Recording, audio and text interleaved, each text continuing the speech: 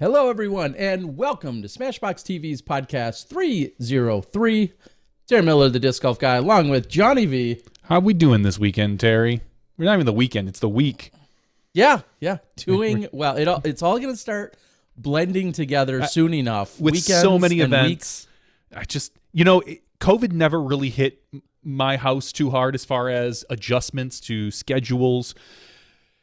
But now that with the disc golf tour coming up, I'm going to be taking more days off. Weekends are going to start blending into weeks. Everything's going to go haywire. Everything a little bit different. And this weekend is, of course, going to be the return of the Disc Golf Pro Tour in the full sense. Last weekend, we saw a Silver Series event taking place. Of course, the challenge at Goat Hill, which was taken down by, not a spoiler alert, taken down by none other than Anthony Barella. And also on the FPO side, we saw Owen Scoggins taking it down. So a couple of new champions in both the MPO and FPO divisions over there. Congratulations to them. But tonight, we're going to be having a catch-up with Danamite, Dana Vici in just a few minutes. And then we're going to check in with our Disc Golf Pro Tour event director and tour coordinator, CEO, to show beautiful beard, whatever you want to call him, Jeff Spring. To show the delineation in our jobs on this particular podcast, I was just texting with Jeff 10 minutes ago about some other things, some possibly big announcements that might be made in the next day or so. And he was like, "When do I call in?"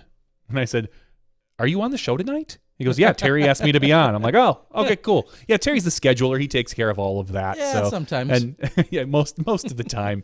And it was funny because I was texting with him half the day today, and I didn't even realize he was going to be on our show. Well, now we'll be able to ask him some things. Now, there's some secrets that we know about that we can't quite share, and that is a full-blown tease that unfortunately we're probably not going to satisfy later. But we will have a few questions for him that I'm sure you guys are wondering about as we're looking into the new start up or restart here of the Disc Golf Pro Tour.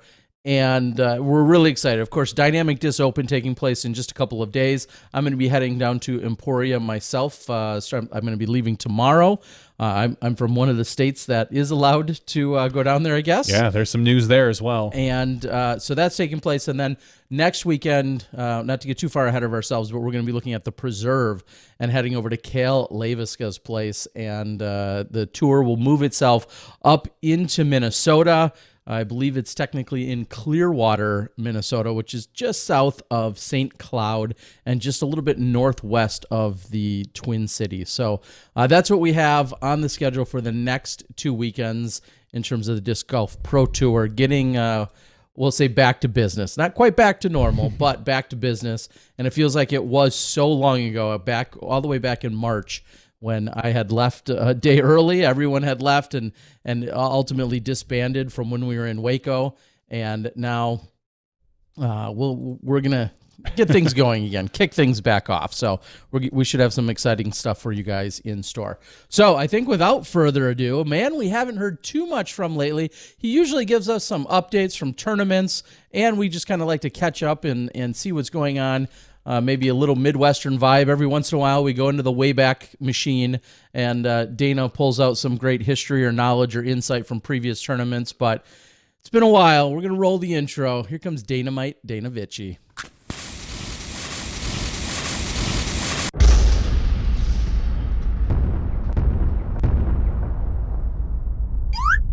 Boom goes the Danamite. Danamite. Look at this guy. Just twirling a finger. Gosh, is that your sign? Like, keep going, keep throwing out those accolades, keep hyping you up, because I can do it all day long, buddy. And like I told you today when I called, I love when I tell my Android device, I say, okay, blank, and call Dana Vici, and it always says, call Dana Visic. I'm like, yeah, close enough. Call that guy. How you doing, buddy? I'm good. I'm good. It is a real pleasure to be here with you two fine gentlemen. Terry, beard is looking stout. I didn't know you had it in you. Like, I honestly, like, you always had those kind of, whatever goatees, but this. All right. Well, The Mark McGuire, I like to call it. this comes as with higher regard and a higher form of compliment when it comes from someone like you, someone who has such a strong beard game. I will take that in the highest regards, Dana. I appreciate it. I was just thinking today, like, oh my gosh, does it end? Does it end with COVID? Do I go haircut and beard cut? Do I get rid of it all? Like, what happens in the next couple of days? I've got some big decisions to make, and I don't know what I'm going to do. Here's what I think you do. I think you put a mask on. You shave everything that's not covered. So then when you take it off, everyone's like, "What the?" Just saying, some ideas. What should I do, Dana? You know better than anybody. I mean, you look good with the beard, T. I mean, are you taking care? Like, what kind of care are you taking? You got any beard oil?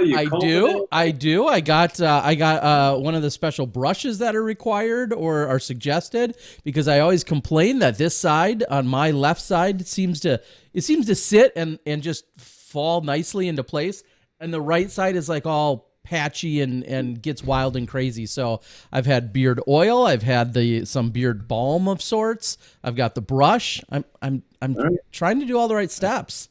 I'm gonna pull out all the like 3 gray ones I see in there. That's what I'm gonna do. 3 or 4? 2. Maybe there's 4 gray ones. I think you have one for about every show we've done.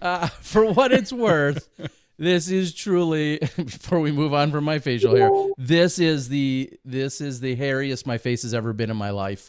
And so I feel like, thanks to COVID, as soon as I let this go, it may never come back. So I'm having a little mixed feelings.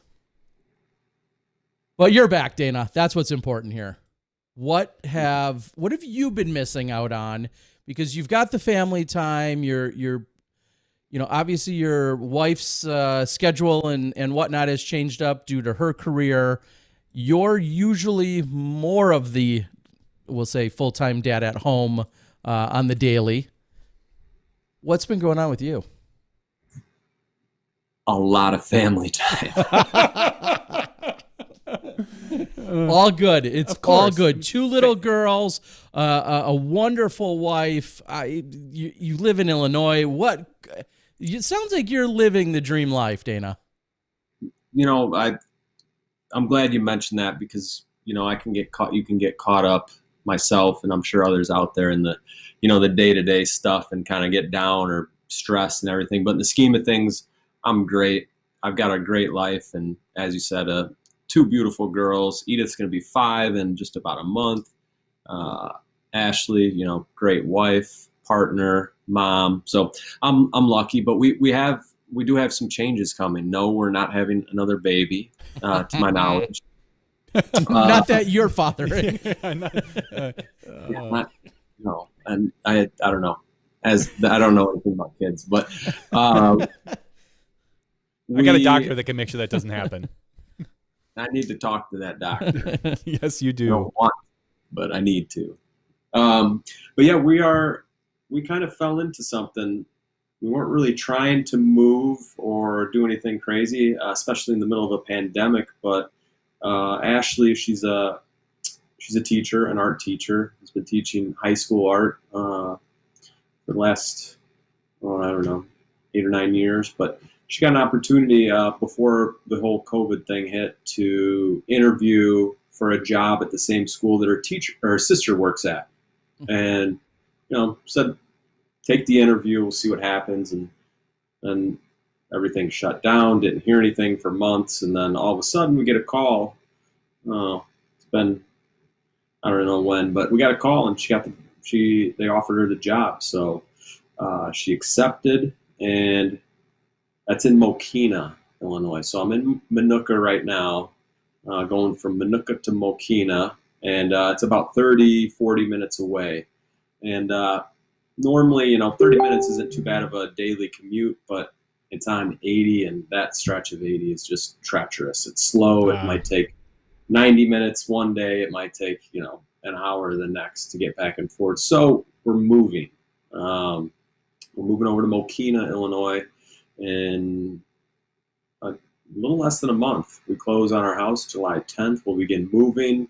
And yeah, I'm going to have a new home course, the Oaks of Mokina. So I'm going from Community Park in Shanahan, which is about 10 minutes from my house now, to the Oaks, which will be about 5 minutes. And the Oaks is a 27-hole course, big oak trees, as the name might suggest. Really beautiful park, not super challenging, but a good place to go throw discs. And I haven't played there a whole lot because it's not the closest course. There's 6-7 courses closer than the Oaks. So I will have a new home course in about a month. That's exciting. Plenty. Yeah. That's exciting. Exciting for sure. And that is, like you said, plenty of work. Not only, just packing up and moving, and then a new job, career, and position for Ashley, getting the girls all ready to go, and everything that you guys have built, and that's been the home since you've had the girls. Now, and now's the best time to move with those girls, so that they're not even barely in school, if at all. They'll start one spot. You're not pulling them out away from friends or anything like that. It's great. Get nice and settled in. Good timing.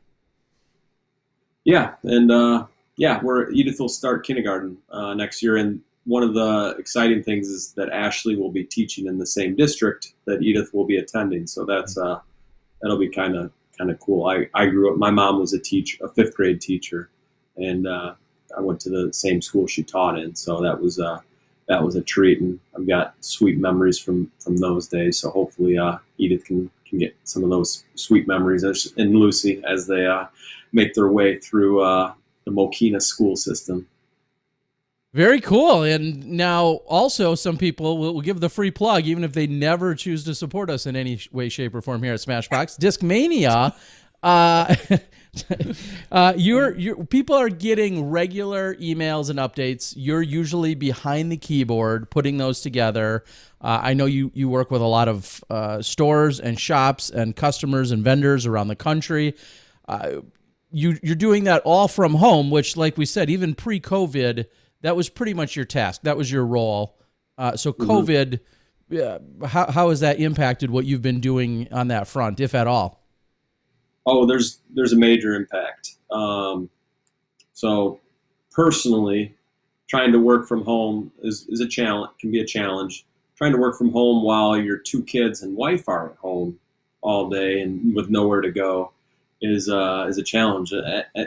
No matter where I'm at in the house, they find me.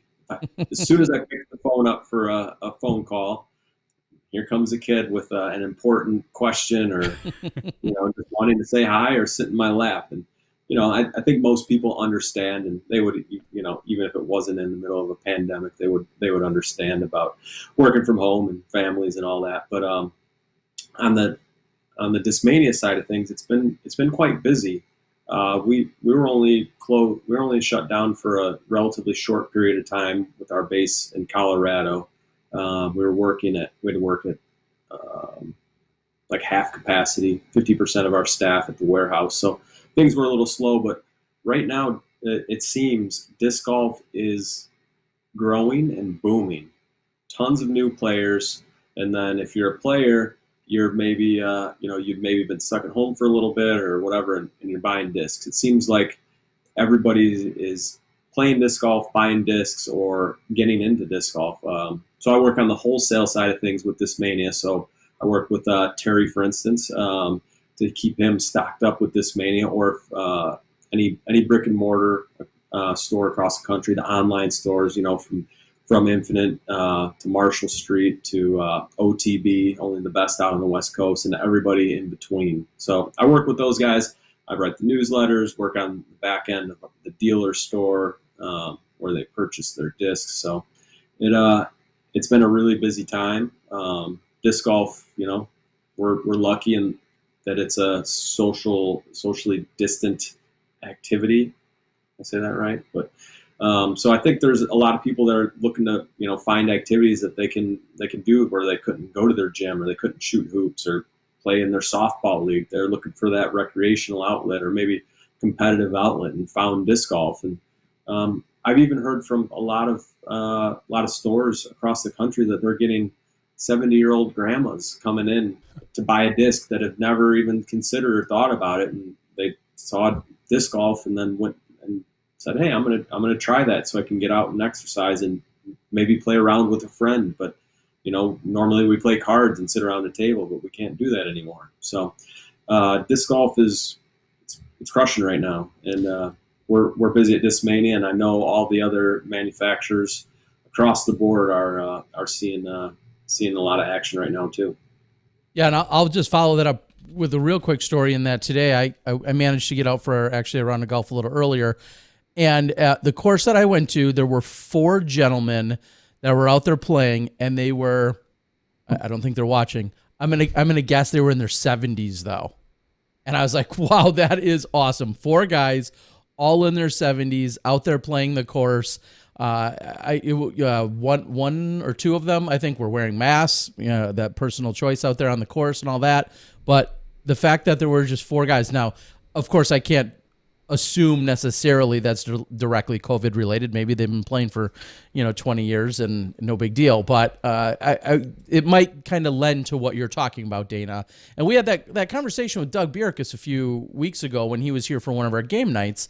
He thought the same thing. This was possibly a great opportunity for disc golf if you were, following the guidelines. This was a great opportunity to get either introduced to the sport or go out and maybe try it for the first time and experience it. And all those numbers, I know we can't really track. We don't have a great mechanism to do that. I would love to see where the PDGA memberships have gone in the last few months and how those are relative to maybe normal annual percentage rates during the same time last year. But you got to assume it seems like more and more people just continue to find it and pick it up and love it. So disc golf's growing. Definitely. And I would actually guess that the PDGA numbers are probably down due to events being, but disc golf as a whole is just, we all know it's been on this trajectory, and it seems like this situation we're in now has kind of accelerated that. And we'll see if it's sustained or if it's just this, time period we're in. But I think, it was coming, and maybe COVID just, lit it up. Yeah, and that's why I think I don't think we can directly. I know we can attribute for the fact that COVID happened, and so I don't expect the numbers to be the same or necessarily greater in terms of our membership growth. But I would be interested. I bet you they didn't stall, we'll say, quite as much as we maybe anticipated they would, which is crazy. I played with a gentleman this last weekend and. Or was talking to him, and I think he just got his membership number, and how is he? 145,000? I thought he said. Wow! And it just was mind numbing, and I'm like, yep, that's incredible. Thinking mine's 10,738. So, and now Dana, I guess we'll move into an actual subject of seeing new players. You've probably seen a little bit of the chatter and the tweets. And the Instagrams and the Facebooks. We've got a few high-profile celebrities / professional other athletes playing. Have you seen a few of those people that have come across? Some MLB pitcher from Cincinnati. Yeah. We saw. Did I just see a wide receiver from some of the footballs teams things somewhere? Anybody? Yeah, and then of course Bubba Watson, who we all know to have played and allegedly purchased the PDGA membership at some point, but he was doing some sort of disc golf event right at a stadium. Yep. Down in Pensacola. Yeah, Florida. I was down in Florida. We saw Simon Lazachas posted, I think, a video of him with the maybe former Penguins goalie, playing with him. I'm not sure if he's the current goalie right now. Or if he even plays for the Penguins at this point, because I know when they talked about it was a year or so ago. So I haven't had a chance to watch that one yet. Yeah, a lot. And then of course, there's that Brody guy. Yeah, right. He'll be playing this weekend. He keeps slinging them discs, I think is the phrase that he says. That or blame it on the tick. Blame the tick. Something like that as well. So Dana, before we let you, we've got a good 10 minutes with you here, but talk about the mindset. And maybe you've had conversations, when we last left off the Pro Tour, Discmania's own Colton Montgomery taking things down out there in Waco. But talk about this reset mentally, physically. We had the putting challenge that took place that, took up a few weeks for some of these players. But how are they resetting? And should we expect a little rust, or should we think they're primed and ready to go? No, we're going to see a little bit of that rust, a little bit of that first tournament jitters that you might have saw at Vegas or Memorial. Maybe not from ice veins Paul Macbeth, but yeah, there's gonna be a little bit of that competitive rust, because most of these players haven't played an event since then. They've either been training, making videos, or doing something else off the course. But there's gonna be some rust. So they don't have to worry about hitting any lines this weekend, so that is nice. It's going to be all about gripping and ripping and keeping that accuracy up with those big distance shots. So I think if we were looking at a normal weekend going into the Dynamic Discs Open or Glass Blown, playing this big course, I think we'd still the same names are going to be up at the top, because that course just sets up so well. But I say that in the same breath, knowing that Cam Todd went out and he won out there a few years back at the GBO, and he's not known for his huge accurate distance, but has that 450 serviceable throw. So I think we're going to see some rust. We're going to see a bunch of excited people, excited players. It's going to have a weird vibe though. What exactly is the situation with caddies and spectators? I think it's going to be a pretty empty course as far as I understand, right? Yeah, and we're going to get into all of those specifics so we don't trip over any details right now and be incorrect. But that wouldn't be Smashbox. That's true. But I think generally speaking, we are not going to see caddies. Because this is a phase 1 event. Yep, so we're not going to see caddies. We are. They're going to try to do their best to have threesomes as opposed to foursomes, just to again limit the interaction. I don't know how many that's going to turn out to. I don't know exactly the numbers. Jeff might have some of those finalized numbers. So that's going to be in effect. There's not going to be spectators that will be allowed to be out there either.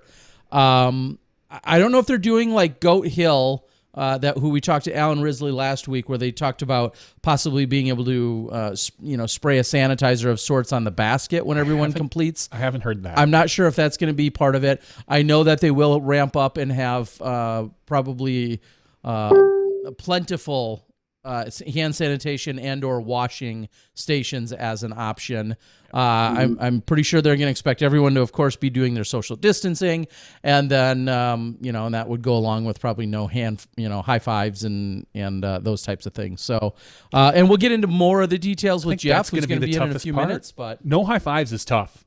Not if they were playing with you. I don't think they'd have a problem. I just, even this weekend, it was, I caught myself, I played this weekend, wore a mask almost the entire event, just felt it was the right decision. Seeing as I was playing with some Grandmasters first round, you never know with them.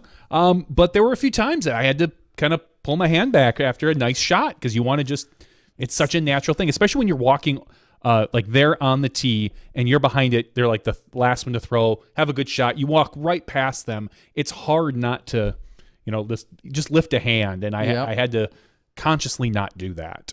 Yeah, so I think those are some of the things that we're going to see, a large portion of them, Dana. So I guess I'd follow up, and it kind of comes back to what you were just talking about with hitting lines and whatnot. Is it a fair statement that it's maybe good that we're returning to the country club, which has a little bit more room for error, as opposed to returning right away to, say, a Waco, to the Beast or something like that? Is that, do you feel that might work in their favor for anyone that's still trying to get dialed in? Oh, definitely. Because I mean, if you had to go to your shelter at home in a hometown or an area that wasn't wooded, and your practice has been in a field or open courses, and you're not tuned up with everything, or you had to drive around a couple states, because you couldn't go to that state on your way to the DD Open, so you're playing open. I think it behooves the players that it is this big wide open course, and that they can kind of get their feet under them. It's not going to be something where they're throwing just a couple shots. It's going to be they're throwing a lot of shots each round. The front nine very long, starts out very long. It's good for the players. You might see a little soreness in a few of them, but we're talking about the cream of the crop, and most of these are treating disc golf as their main source of income. It's not just a hobby for them, so they've been training. They're ready for it. So it just might be that nervous feeling, and then just a little bit of accuracy on maybe but hey, there's not a whole lot of trees out there that you got to worry about. So. All right, Dana. Well, looking specifically, we get a few hot takes from you. 15 women are registered right now on the FPO side. A lot of your, expecteds. Earlier in the year, we kind of wondered Paige Pierce was going to have a conflict with being at the GBO. Now she is committed to being here. She's all signed up and ready to go. You've got Paige, Katrina, of course, Paige Shue, Missy Gannon, Kona Star Panis, Rebecca Cox, Erica Stinchcomb. Those are some of your, we'll say, regulars that I think we see out on the tour. Deanne Carey, Holly Finley. And then, we got a Kimberly Gianola and 6'4" Nova, 6'4" Paulette. They're from Kansas, so they'll be there as well. Do you see anything that is? Do you expect anything out of the ordinary on the FPO side? And one name that's not there that we're seeing is we're not seeing our 2012 world champion signed up, and I'm going to guess that was just a course preference thing. We're not seeing Sarah Hokum on the list. Yeah, I noticed that definitely could be a course preference thing. I'm not entirely sure. Has she been in Texas or did she go back to Idaho? She was down south for quite some time, and then she ultimately was going to make her way back up to Idaho. I forget when I last checked in with her, but she was that was her plan. And I will speak for her in the sense that I'm guessing she decides rather than go down to that course and that facility, which she does not feel like really suits her game or her game plan, she would probably just go from Idaho over to Minnesota and just kick things back off at the preserve. That's going to be just my guess, knowing her and her, kind of her style of course that she feels like she can score or perform well on. So I think that was a very conscious decision to probably not kick things back off at the country club, which I fully respect. Mm-hmm. I'll take that over any person that goes to a course or to a facility or to a swing of any given leg and then gets on social media and complains about how they don't care for those courses. I think Sarah's just playing to her strengths, and I can really respect that. Yeah, smart, and huge respect to Sarah. Mm-hmm. Obviously we want to on the FPO side. You got to talk about Paige and Kat. Mm-hmm. Where's Kat's putt at? How's she feeling with that? She got that. She had some jitters there early. Guys, early in the season. Now we're back. Let's see what she's done over the last few months, and if that can translate from the practice basket to the course in those tournament situations. And then, Paige, 980 rated, highest rated player by a lot on the FPO side. And then I want to see what Rebecca Cox, what her throw is looking like. She retooled it, kind of worked on. She had that unique run up, kind of a crow hop style, and she's worked on fixing that. It sounds like she's thrown a little bit further, and of course she already threw far, so that's gonna be something to see. I could see Rebecca potentially making a move up towards the top, but it's always hard to change your form. But she's had a couple months here to kind of hammer it out, but maybe see her start slow and then really ramp it up. That's my call on the FPO side. Maybe Paige, Rebecca, Kat in the top three. Okay. And then we have to also mention, Jennifer Allen, who went to try and defend her title at the Challenge at Goat Hill. She came up just short of that, and then not actually eligible to go over to this event. And we'll get into that a little bit more with Jeff and some of the details, how things broke down. But she is not eligible due to some of the COVID restrictions, with her being her residence in Arizona and not getting to Kansas, we'll say 2 weeks out, which I believe is the requirement. So we will not see, and we know that the country club is a course that I think it's fair to say Jennifer Allen, probably gets a little more excited about, so that she can use the power in the distance that that she's developed over the years. So that's a name that we're not seeing on that FPO side. So real quick, before we get over to Jeff, who's just getting dialed in, MPO side, is there anything that you feel like jumps off the page at you, or a battle you're looking for, or rust that gets knocked off, or any inside secrets that somebody's been doing something and we're going to see them on the top? Yeah, I mean, I don't know. We've watched Simon. Or I know I've watched Simon on his vlogs over these last 3-4 months, and even before, but even more so. It's been a real shining light on disc golf. Him getting into the vlog game. He sure looks like he's been playing a lot. He's primed up. That's an interesting thing. And then Paul Macbeth, that is, want to see how his foot is, if he's 100%. He's got the ankle issue. He's not 100%. I'll tell you that. When we played with him at over at Askren's place, he had it wrapped, and he had said that it's good, but it's not perfect. That he still has some real slight lingering issues. But ultimately, I don't know if it'll affect him. But yeah, I think on a big course like that, I know it's not a ton of rounds, but he's going to be putting a lot of pressure on that. So we're going to be talking about the long throwers, Calvin and Eagle. So I think that's the final card. Final round would be Simon, Calvin, Eagle, Paul. A question mark is Ricky. How is his health? It sure looks like he's had a lot of fun via social media these last few months, doing a lot of different things. He's also made some fun videos. So Ricky's really one that is kind of a wild card for me that I want to watch. Normally, he won his worlds there, or one of his worlds there. He's a long thrower. I want to see what his health looks like and how these 3 long rounds treat him, because I think the weather is heating up too. It's going to be a warm one. And it might be wet. And we know that might mean raincoat Ricky. It could be raincoat Ricky, which we haven't seen in a while. But I did just look at the weather, and now it's a few days out.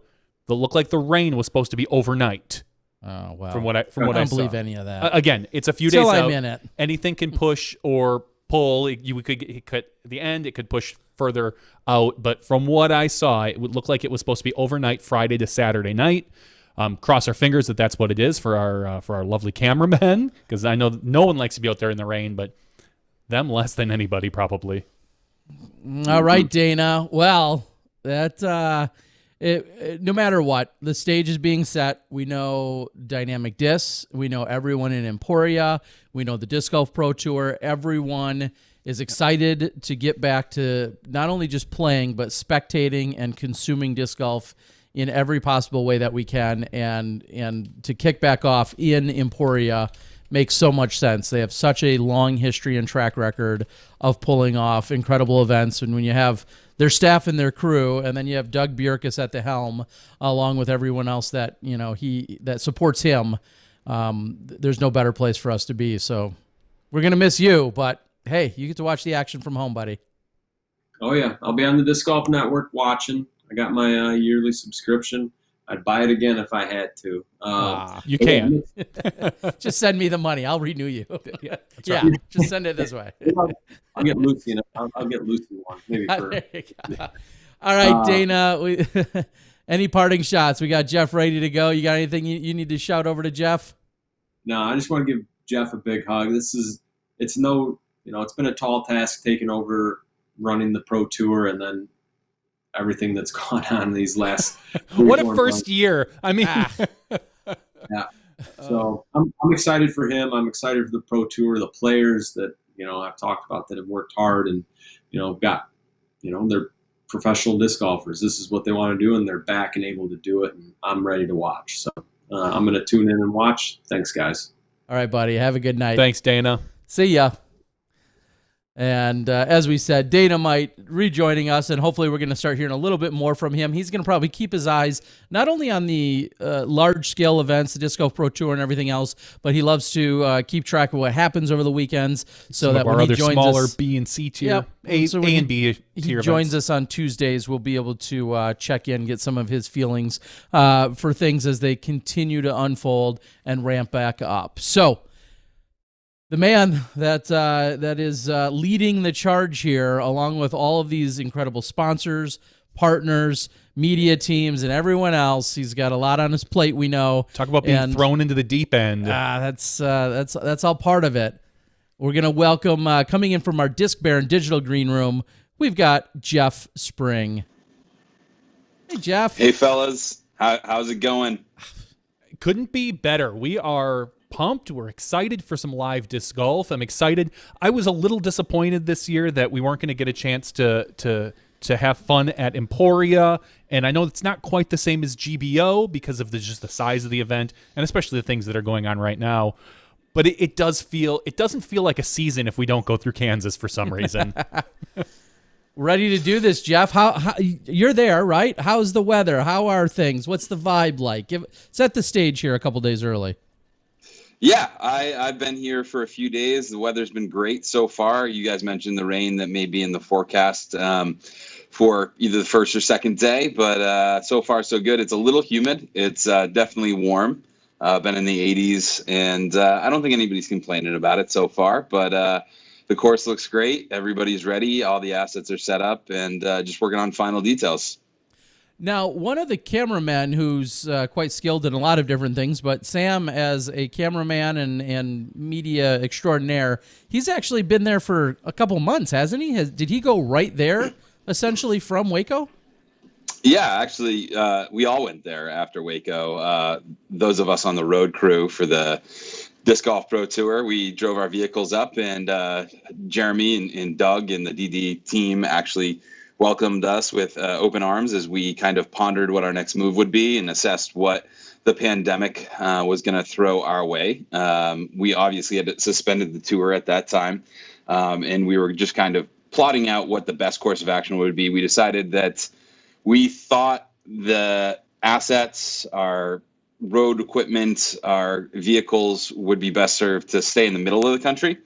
We weren't sure where we were going to pick back up, so we said, okay, let's just keep them in Emporia, and DD was very helpful in finding some spots to store them safely. Evan and I, Evan Spur, who's one of our coordinators, media and operations, headed back to Vermont after about a week and decided to do some sheltering in place there.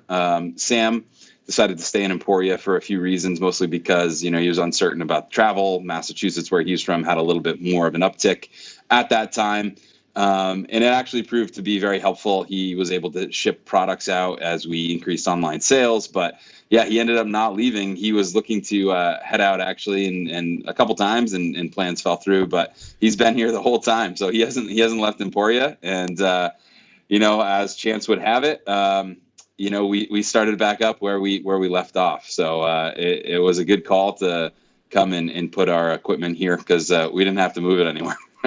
Well, let's talk about the specifics, and this has probably received the most attention. Everyone's excited, but there was a little caveat to a couple of our players and some stipulations. Kind of break down who that's impacted and exactly what that stipulation is. Yeah, well, it's just part of our COVID-19 policy and best practices. One of the documents that we have outlined that we will be following is every state's travel guidance. Not every state has restrictions. For instance, Vermont right now, I believe that the governor has outlined that only people from counties, no matter what county you're from, in what state, with 400 cases per million people or less can enter the state without a quarantine.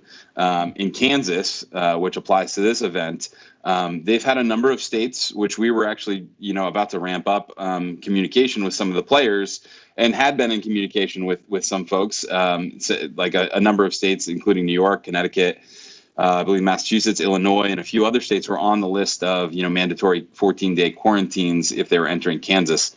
And then, for instance, our media manager, Mahmoud, we plan to send him to the SmashBoxx studios, which he's going to continue to be on his way towards you guys Be right here for this event, because he was coming from New York and he was under that quarantine. And instead of trying to get him out there 2 weeks early, we decided, hey, let's get him to, Milwaukee instead. And that all changed. Kansas updated their policy on last Thursday. So we put out, new communication to the players saying, anybody from June 17th on that has been, residing or spending time in Alabama, Arkansas, or Arizona. In the one state that stayed on that list was Maryland. So, that goes even further back from Maryland, had to have a mandatory 14-day quarantine upon entering Kansas, which means they were not able to play. And we actually looked a little further into that. And Doug Bierkus was in touch with the director of the County Board of Health for the county that Emporia's in, just asking, like, hey, what if they got tested after they arrived? Tested twice, both tests negative. What if they were quarantining from everybody other than, maybe the event site, which, isn't to say we would have done that, but, just trying to understand the full Kansas policy. And then after, we got that understanding, it was clear that anybody who had been spending time in those states was going to be unable to play in the event. And so we communicated that out, and it did affect the number of players. Kat Murch on the FPO side, Jen Allen on the FPO side, who was just barely, in Arizona on the 17th, and then moving to California. And then Chris Clemens, who's not from any of those states, but actually just called me and said, hey, I've been in Arkansas. Is this a problem? And then, it was. So those are the big names that it affected. Ty Browning, I don't know if anybody knows Ty, but and I think one other, but it's unfortunate. But, at the same time, we are, very much trying to follow all the state travel guidance, the state policies, the CDC guidelines, and then our own phase 1 and 2 policies. In this case, phase 1. We're feeling like very confident that we're going to be able to host a responsible event. It's clear that the pandemic is kind of picking up steam in a number of places in the country right now, as some of these travel guidelines change. Arizona is seeing a spike right now in cases. Same with Alabama. We were a little surprised that Kansas didn't put Florida and California on the list, because if you look at like cases per million, those two states have a few more. However, we're going to follow the guidelines that Kansas puts in place, and the policies that we put in place are basically to act as if everybody might have COVID-19, and if somebody does, what policies do we put in place in our event to make sure that doesn't spread? So in phase 1, social distancing is enforced. There are masks that, if you're not able to social distance or you're going inside, must be worn, which will help with that. And we have, I think, tubs and tubs and tubs of hand sanitizer, thousands of masks, a lot of PPE. And, we've also, asked players to fill out, their travel groups, so we can do contact tracing. And we're also providing free testing. If anybody needs a test or, has any symptoms or came into contact with someone, there's free testing for all event staff, volunteers, media, and competitors all week long, just around the corner at the Flint Hills Medical Center, which is, going to be free for everyone. So if anybody at all needs a test, there's no excuse not to go get tested. And we're definitely encouraging people to do that if they have any questions about it. But Yeah, I mean, again, we're looking at it in a way that, if we keep people away from each other, there's going to, limit the possibility that that there may be a spread there. So while the travel guidelines are a bummer, we're taking it just as seriously as if every state has a travel guideline, and I think that's necessary right now, and when we feel confident in our testing and tracing program. So we're starting to see, obviously everybody arrive here today. I think the rest of the folks will be here tomorrow, and we're excited to see friendly faces from a slight distance. Yeah, or maybe half faces in some cases. Just shooting from the hip here. If you didn't test, you wouldn't know if anyone had it, and there would be less cases of it. I've heard that. I just want to throw that out there and let the world know. Less testing, less cases. Yeah, if you test less, then the numbers will be less. It's some math I've been working on. Okay, so that's amazing that everybody has the opportunity to go get testing. Now, is that an initiative that is underwritten, or is that by the Pro Tour, or is that something that just Flint Hills and the event were able to put together, or is that something that's just ongoing there? Because I think of my community, and I haven't researched it, but I don't know where I could just go get a test at any time. I know some people in Madison, an hour away, I know that they have easy accessibility to it. I believe our local Walgreens might be doing tests as well. So is that specific? Like a CDS? Did you have to arrange something special for that, or was that already happening there, Jeff? The testing. Yeah, I'm happy to explain kind of a little bit into what we've been doing in terms of lining up testing. So the Pro Tour has committed to providing any testing that is needed based on any contact that may have happened from players, staff, media, volunteers of events that have come into contact with somebody who has symptoms or has tested positive, or if they have symptoms themselves. So in each stop that we go to, we're identifying the local resources, urgent care facilities or testing facilities, or both, that players can use as resources. In this case, it's the Flint Hills Medical Center. The Pro Tour is committed to, we have a reimbursement program in a form where if a player does incur any testing fee or cost, the Pro Tour will reimburse that test cost. In this case, we work with Doug and working with Kale up in Minnesota, but in this case, working with Doug, he put us in touch, or he got in touch with the Flint Hills Medical Center. They have a great relationship, and they offered to cover the cost, so it's just free for the event goers. In terms of the details in the back end of that, I would refer you to Doug. But I think he's a great TD. He's a person with a lot of connections in Emporia, and I'm not sure if that's just a community initiative or just something that the medical center offered to an event like this. I know that Doug passed our event policies up the chain to the County Board of Health, and they were very happy with what we've laid out and what we're communicating to players, and welcome the event because of the policy and best practices that we have in place. So Doug felt great about it. The county board of health felt great about it. And, obviously the medical center is extending free testing there. Now, if they didn't, the players would fill out the reimbursement form if they needed a test. And just to expand on this, to your point, like, can someone just go get a test? The Flint Hills Medical Center is saying that you do have to take a survey in order to be tested, and you have to answer yes to at least 2 of about a dozen questions. And those questions ask, if you've been in touch, if you have any symptoms, what your history has been, why you feel like you need a test. Now, if it's no to all those questions, they're not going to give you a test. And we tried to set up a program actually similar to what we had seen or maybe heard about from other sports leagues in terms of like acquiring a number of tests and, maybe even doing mandatory testing. But through our talks with a number of different labs, it's clear that employer-based or organizational-based mandatory testing is not available on a widespread basis in the country at this point in time. So a lot of employers want to implement mandatory testing, but I guess that's going to be hundreds of millions of tests, every week. So far, the U.S. hasn't even done 30 30 million tests in the entire, I believe that was the number I heard most recently. Whereas like, I think that they want to scale up to do, 30 to 50 million tests a month. But if you think about, sending people back to work with mandatory testing, that's millions of tests, hundreds of millions of tests a week.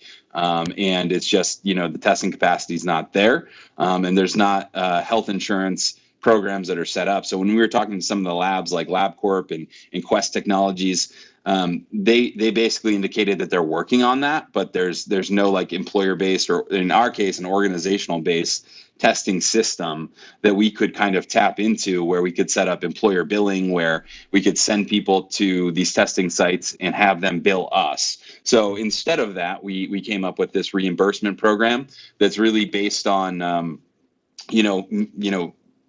testing that's needed, not necessarily mandatory. So if somebody has no symptoms and they're healthy, we don't want them touching anyone. We don't want them coming within 6 feet of anyone, because we know there's asymptomatic cases. But if there are symptoms, or if they do know that they were in contact with someone, the Pro Tour for staff, volunteers, media members, and competitors will provide a reimbursement program. So there's no cost incurred. There's no excuses not to go get tested. And also there's a 14-day, you can't play, you can't be on an event site for 14 days if you do test positive, or if you have symptoms until you have a negative test. So, we feel that, we've kind of done all of our homework, done everything we can to provide as many resources as we can, not just to the competitors, but to anyone who's going to be working or volunteering on an event site. And so, we've really kind of zoned in on like that event site, making sure that no one's wandering on. If we're bringing spectators on, it's very intentional and very controlled, and very distant from the actual competitors. And in some ways, maybe some of these crowd control policies will carry over to a non-COVID type system, because I've heard from the players that they wanted more crowd control anyway. So that's something that was an initiative. But another silver lining with COVID-19. There we go. Right. Well, yeah. But One of the things I think we've talked about in the past, and temperature testing. Are we gonna see that on hole one or anything like that? Are we gonna have the players tested with one of those fun little temperature guns? Yeah, the short answer is no. Okay. We're not going to do temperature testing, and that came out of discussion with Seth Munsey, who's on the PDGA medical committee, and the PDGA put a lot of time and effort into their policy as well. And really, our policy is an extension of their best practices, if that makes sense. Yeah. Talking to the PDGA, they felt like when they restored sanctioning, they were going to make some policies that people must follow, but they weren't able to necessarily like implement as many policies as we are, because we are controlling each event ourselves on the Disc Golf Pro Tour, whereas they're just kind of providing best practices that we can then implement, right? And so we are implementing most of the best practices, if not all of the best practices, in the PDGA policy. And out of the medical committee came the recommendation not to use temperature checks as symptomatic barometers, because of the many different reasons where people could have an elevated temperature, including, other sicknesses, but also, if they warm up, we're asking people like to limit their time on site, so they might be warming up off site, especially in 90-degree heat. If they're coming from Jones Park around the corner, and they're sweating and they get here, the consensus from that committee, and we're taking their recommendation, was that there could even be elevated temperature there. So we are going to be checking people coming onto the event site and having them say, speak to the folks at the gate and say, I don't have any symptoms. I feel good. I haven't had any symptoms, and affirm that before they can enter the event site.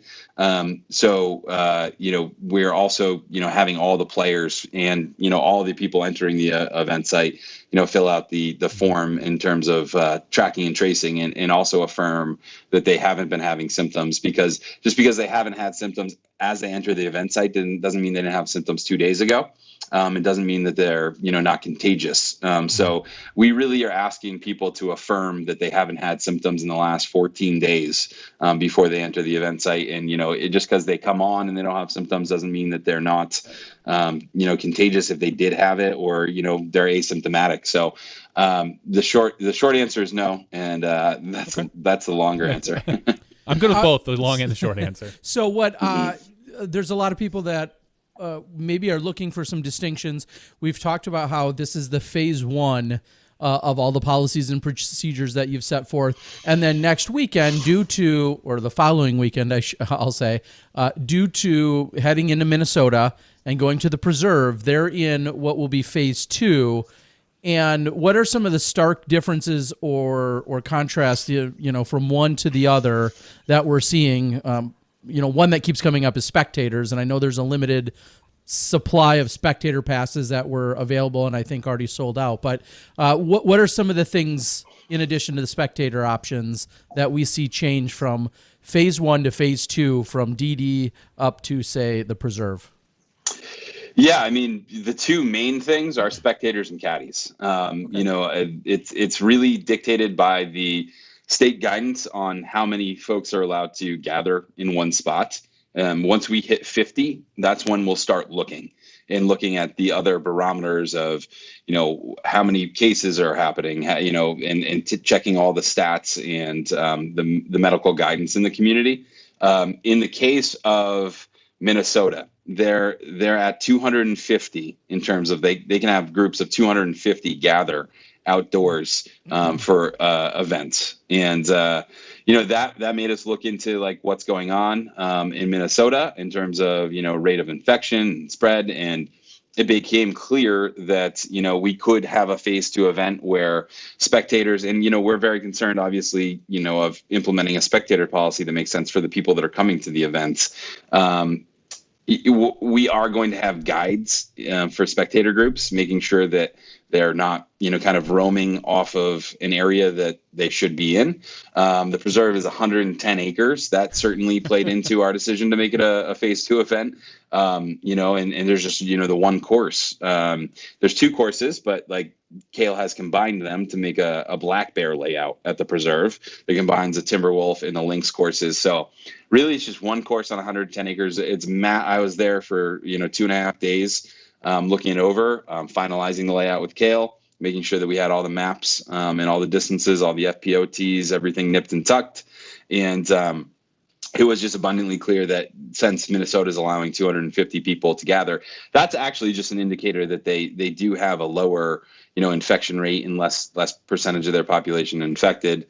And that said, we're still taking best practices into account because we know people are coming from outside of Minnesota for this event to be on site. So spectators is the big one for phase two, limited spectators that are managed in a responsible way. And then the second one is caddies, and a phase two event. Once they hit that barometer of 50 or less people gathering, at least 50, then we say, is there room on the course around the tees? Are there any pinch points? Are there really tight tees? What does it look like? And a phase two event also, like you'll see foursomes, whereas this weekend, we have threesomes. Phase one, you can have some foursomes. And you will see some foursomes this weekend. You saw foursomes at Goat Hill, for instance. But phase two, I think we'll see foursomes, for all the groups, and we'll also see caddies. And we just are assessing that, there's enough room. Also with the caddies, we're going to be asking players to declare them before the event starts, at least 2 days before. So we're not going to ask. We're going to make sure that players aren't picking anybody up out of the crowd or anything like that. You need to declare your caddy. You look COVID free. Come over here. Yeah. So and then the caddies will be part of the testing and tracing program as well. But we just wanted to make sure for a phase two event that spectators can be implemented within state guidelines, which immediately you need 50 or more. And then also on top of that, Want to make sure there's enough room and a proper way to implement caddies. So those are the two big ones, because we're still managing the event site. We're still tracking and tracing. We're still providing medical supplies. We're still limiting the field a little bit too. And we'll ease back into it. But, we kind of reserve the right to, if we need to, dial an event back down to phase one. If we're heading to a place that, seems that, phase two event isn't appropriate. And we're also, open to canceling events if need be too, which may happen throughout the season. And, if things, escalated, we would be open to suspending the tour again. It's the health and safety of ourselves and the players. And, we feel very confident about, this event and the next event. And, one thing I'll say before, maybe I'll let you guys jump back in here, is that, we do have a protocol and procedure now, that 2 weeks out, we're going to set the phase of each event. So, we'll keep doing that and, kind of keep, one step at a time, getting each event confirmed and then phased and dealing with it, one event at a time. So we have to ask the important question. How is the Black Bear course? No one's seen it. I mean, people have played some of the Kale events. I don't even know if there's really been anything filmed out there. I think Parsave did something or other out there, but how does that course look, Jeff? That's a new course. We weren't going to have any new courses this year when the year started. It was going to be, we're going to have the same tour as last year. Really cool. We've got all these established events, and now suddenly we've got 2 new events and at least 1 new course. Tell us about the course. Yeah.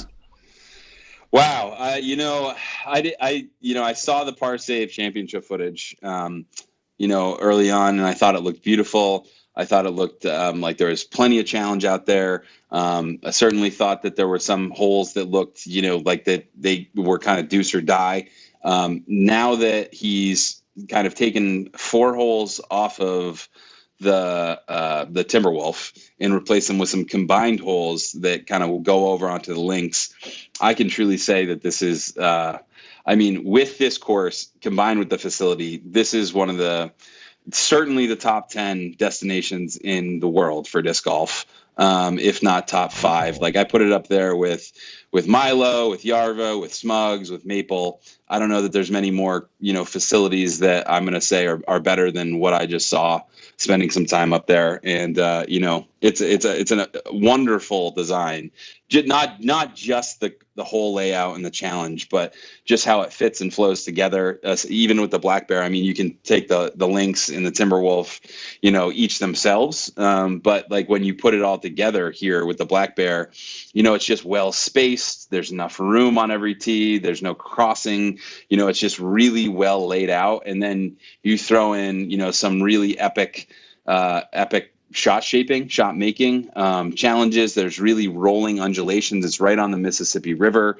It's beautiful. There's it's this old kind of growth trees and lanes. It is an old ball golf course, so it does have some openness to bomb it out. But the character is amazing. I actually can think of every single hole, all the details of it after even just spending a day there. And I've always been good at recalling holes and courses and designs, being a designer myself. But it's not like I haven't played many courses recently where I think back and just really can relish and live in my mind on every single hole. And I can do that thinking back about the Black Bear. And I just really think it's going to be a wonderful treat for everybody to see this course and the facility and the property. And this is, I couldn't be more excited to put this onto the tour. I just I thank Kale for having us. I think we're both the Pro Tour and the Airborne Disc Golf Preserve just feeling like the serendipity and synchronicity in making this happen is just at a very high level. And it just seems like a great fit and a great call. And I couldn't be more excited. That said, I feel the same way about this weekend too. The Emporia country club course. Like, I've never seen this course before. I've never been to the GBO, and my expectations have been beaten. The course looks amazing, and I think I've heard a lot of people say they've never seen the country club look this good. It's green. It's summer. It's not like the end of April, early May, where the GBO normally happens. So they've had more time to manicure the course as like a golf course and a disc golf course.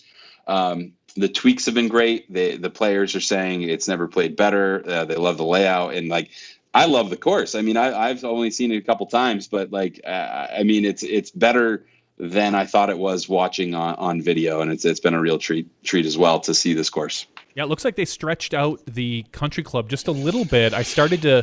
I got a bunch of our whole previews just today, and I kind of started just breezing through them, and I saw that I think I only got to the first 3 or 4, but I saw they moved hole 1 further back. Now it's behind another green, and I'm excited. I'm excited to see how this treats a lot of our pros. Yeah, I mean, one thing, just not to interject or talk too much. Sorry, you guys know me. I talk too much sometimes. We're good with that. Coming into this, and I heard you talking to Danamite about it, and shout out to Dana, for the kind words and just for killing it up there with that great mustache and wonderful family. The one thing you guys talked about is Sarah Hokum not being on the list, and she did share with me, and I basically, I don't want to blow up her spot or anything, but that it just doesn't fit her game. I was kind of expecting it not to be, as tailored for the FPO player, because I've also heard that as well. But it's clear that they've put a lot of work and time over the last few years, whatever it is, to like get an FPO layout that makes sense. And I mean, I'm not an expert. I talked to a lot of the FPO players. We had Madison Walker come in and design the FPO layout for the Tour Championship last year. But I was there, and I try to be observant. And in all honesty, my game matches, an FPO, level game more than an MPO level game. Maybe not that good even. Terry, we should how good have Paige is, right? I mean, how good.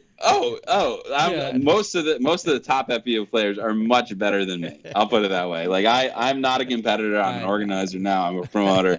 But in terms of like, I can throw like 350 to 400 maybe, and the shots that I'm throwing, like if I'm not getting there, I know that some in the FPO field may struggle as well, so I just use it as a barometer, really, not saying I can keep up with the best there. And maybe we should have a battle, Terry. I know we played on a card once in Worlds in 2014. Oh my gosh. In Portland, right? I think it was at Milo. We might have. I think we were grouped together. I don't want to throw any shade that I don't remember. It wasn't memorable, but honestly, that's funny. I don't recall. But then again, I've been to 30 Worlds, and I don't remember every round with all of them. But where did we play together? I think it was Milo East, and it was maybe like the 3rd round of 6. Okay.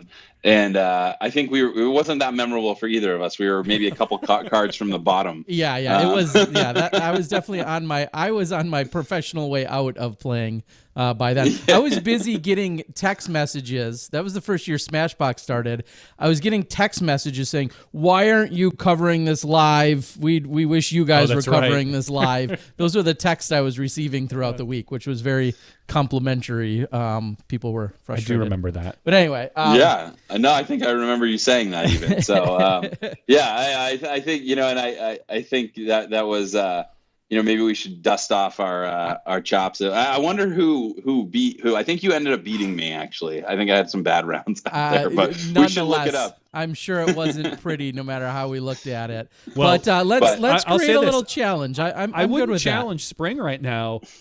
During our rewatch the other day, he was saying how he was picking out discs for his bag again. He's actually tweaking his bag to make it a little bit better. He said he put a drone in there or something along those lines. All of my discs are the same since 2014. Let me tell you, I don't got time for that. No, they're not. I saw you there's one new one. You have a jawbreaker comment in there. Anyway, let's play. One of these days, I'll stick around for an extra day, and we'll play. And I'm sure all like 9 people on YouTube will watch it. But let's we should play head to head. I'm good with that.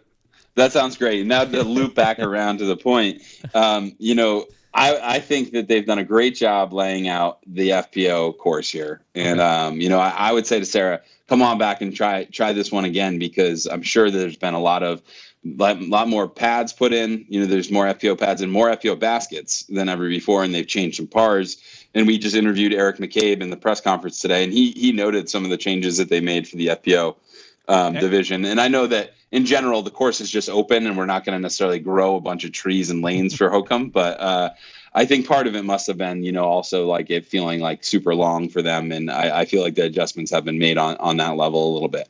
Actually, I'm going to correct you, Jeff. I think for the women, there's only one different par, but a ton of different distances. It looks like they kept a lot of the same pars, but adjusted the holes to make those pars more realistic. So if it's a par 5 for the men, it's probably a par 5 for the women. There might be two, but the fact that they have adjusted where they tee off or where the basket is. I was going through and making notes of all of that stuff for this weekend to do a bunch of graphics and stuff, and it's exciting. It really is. I love to see the adjustments. I love to see, because this is something that we've been talking about for so many years, about using the UDisc stats and using just the eyeball test and say, hey, this is where this needs to be a smart par 4 for the women, or a good par 3 or anything like that. So I'm always excited to see the country club. Yeah, it will be fun, and it, like I said, I think there's a little geography that probably came into it as well with Sarah. Specifically, it may not have set up well for her to drive down south to then turn around and go back up to the preserve and whatever. And but it's good to know that they continue to evolve there, and that's really no surprise when you're looking at, as you just mentioned, that was actually going to be one of my follow-up questions, was Eric McCabe and the seriousness that he puts into design. I knew you yourself are also a very passionate, dedicated designer, and Eric has proven that he wants to, continues to be just that as well. So I know there's a lot of thought process, and when you have a world champ like Paige Shue right there in town, and you have other people to bounce all the numbers off of and the playability off of, I'm not really surprised that they're making these great adjustments to continue to put forth a great event. I crushed you by 7 at Worlds in 2014 over the 6 rounds. Dang it. You had me by 10. I had you by 10 ratings points, but after our 2, 4, 6 rounds, neither of us made the semis.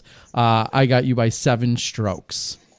So you have to give him 7 strokes this next round you play with him. Yeah, it's something like that. Oh, all right. I'll take them. I'm just saying. All right. I think I also played the first round with, and the only round for sure, I played my first round at Milo that year with Nate Sexton, because I think Ian was out there filming that round, and it rightfully probably never made the light of day for any of us. I don't think Sexton played as well, and I didn't play well either. So exciting stuff. The one thing that, and now you're not used to seeing the GBO magic, and the hype and the events, the organized chaos and madness, all in the most positive way.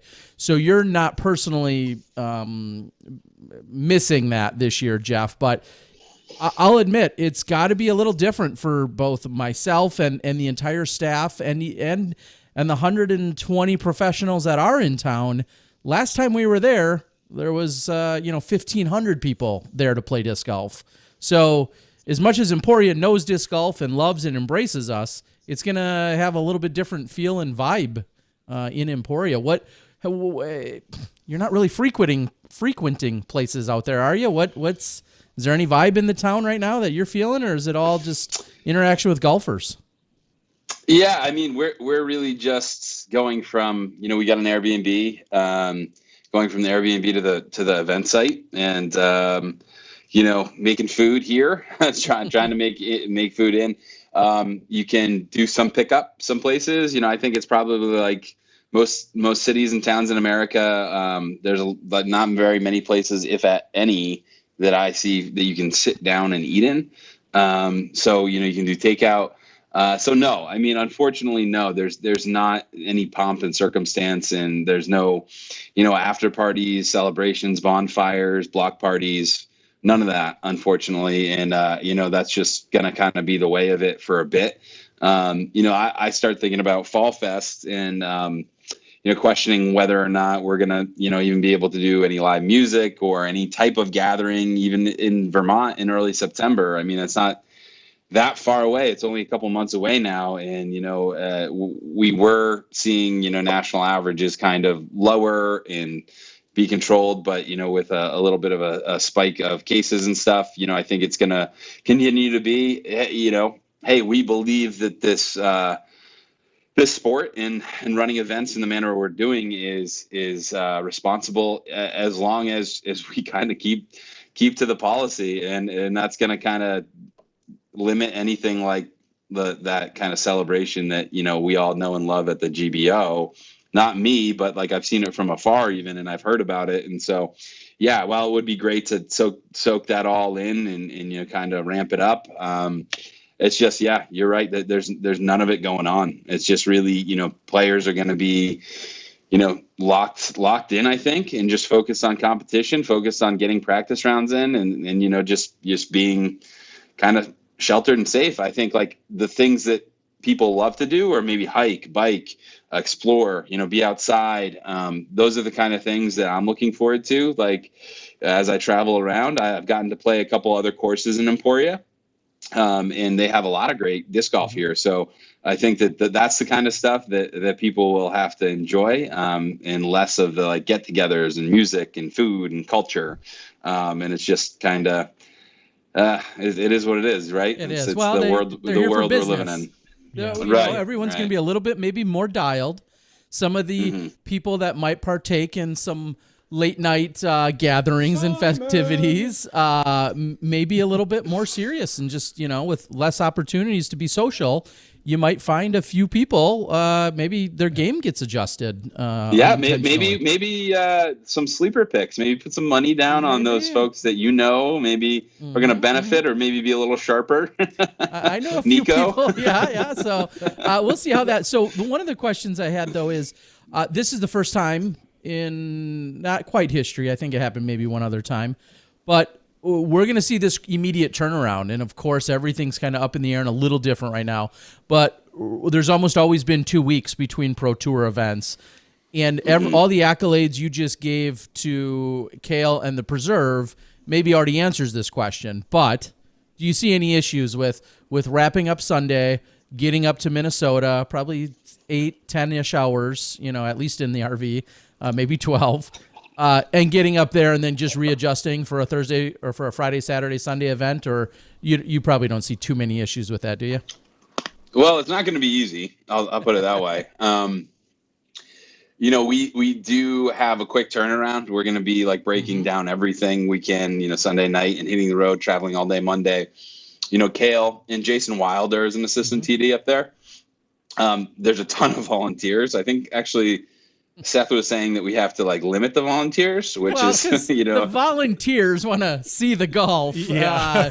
They're really excited up there. It really makes it much more appealing to be a volunteer. A, when you have Kale ask you nice. Yeah. But B, when it gets you an inside scoop on maybe getting to check out some golf. Yeah, that's like me volunteering to try out your new ice cream flavor. I mean, come on, like you really.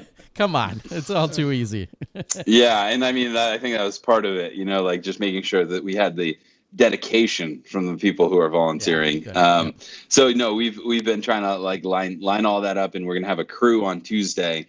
And actually, this just happened. Like we on Monday, the country club was shut down. We got all the course assets, everything out all at once, one day, Nice. and that's what Tuesday is going to be, next week. And so then there'll be people playing still and practicing, whereas this Monday was shut down. But I still feel like we're going to be able to get it all in, all done. And then Wednesday, Thursday, 2 practice days with all the assets up. Going through, Kale already has all the markings, dialed in up there. He has the plan, spraying the lines, and then we're just going to come in and insert the assets. So people can be practicing starting Saturday. He's putting the Black Bear layout in Saturday, and then Sunday, Monday, Tuesday's the asset day, and then Wednesday, Thursday will be with practice with the assets. I don't anticipate too many big issues other than like pushing really hard to get it all done on our end. But the facility is going to make it easy. I mean, there's just so much space. There's a ton of parking. For instance, the other decision to go to phase 2 on that one is there's a huge spectator lot, over by the little clubhouse that is at the entrance. And honestly, this is like a gated community. So, you can't come in unless you go through the gate. You're going to have to check off. Are you on the list? Okay. Go to this lot if you're a spectator. Go to that lot if you're a player, staff, volunteer. Easy peasy. It's like pretty straightforward. And, I think that everything's going to run pretty smooth because of that.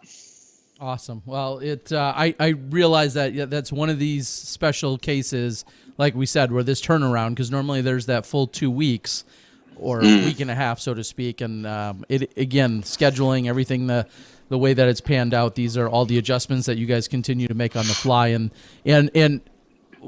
we're going to give out the non-spoiler spoiler in that there might be some news coming down the pipe from the Pro Tour, but it's not quite ready. Is that a fair way to put it? That is a fair way to put it. That is a fair way to put it, Terry. I think a good thing, and that we always promote, is be a subscriber to the Disc Golf Network. For sure. Awesome. There's some great live coverage coming, and there's a lot of history on that channel, and I think it would be advantageous if everybody were a Disc Golf Network subscriber. Jeff? And we're starting that push right now. Like we had 6,500 subscribers. We're seeing a huge bump come back up. The only way to watch it live is on the Disc Golf Network. So subscribe. And a great question that's off the board, and we'll just give you a couple more run and gun ones here before we let you go. Feature cards, picked cards, how's that kind of stuff going to work? And then for the covered cards, are those typically going to be the threesomes, or are those going to be still probably foursomes, or is that a numbers game you're working on? Yeah, we're going to have 3 featured cards on the men's side, 1 featured card on the women's side for Friday, and they will all be foursomes. Okay. So giving the most exposure to the most, to the most people we can on the coverage. Yeah, and I think I know the live featured card is going to be Ricky Wysocki, Eagle McMahon. Let's see if I can dig deep and really remember all the people.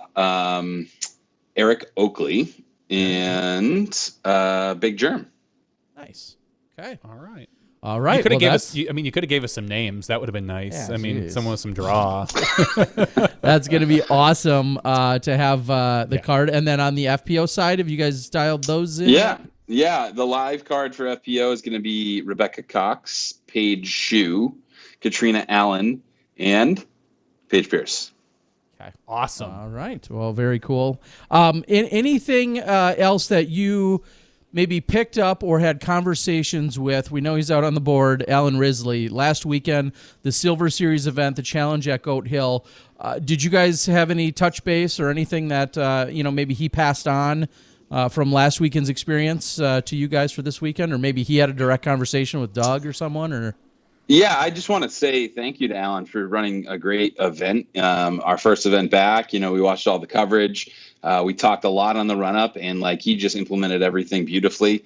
From spraying down common surfaces like the baskets to making sure there's no spectators, making sure there's social distancing. If you go watch the Central Coast coverage, which I recommend you do, of Goat Hill, you'll see a really well-run event that reflects a phase 1, where I think everybody can get behind it. I mean, this is what I've been saying from the beginning, is that if disc golf's going to happen, if competitive disc golf's going to happen, we want to be involved to set best practices and set a good example. Because whether or not we're running the Pro Tour, these tournaments are happening. You've seen them. You've seen the Majestic. You've seen Tennessee States. And I just can't thank Alan enough for taking it very seriously, following the procedures to a T, and really delivering a really well-run, responsible event that really, I think, sets a great example for everyone else, and that I really encourage all other TDs to follow.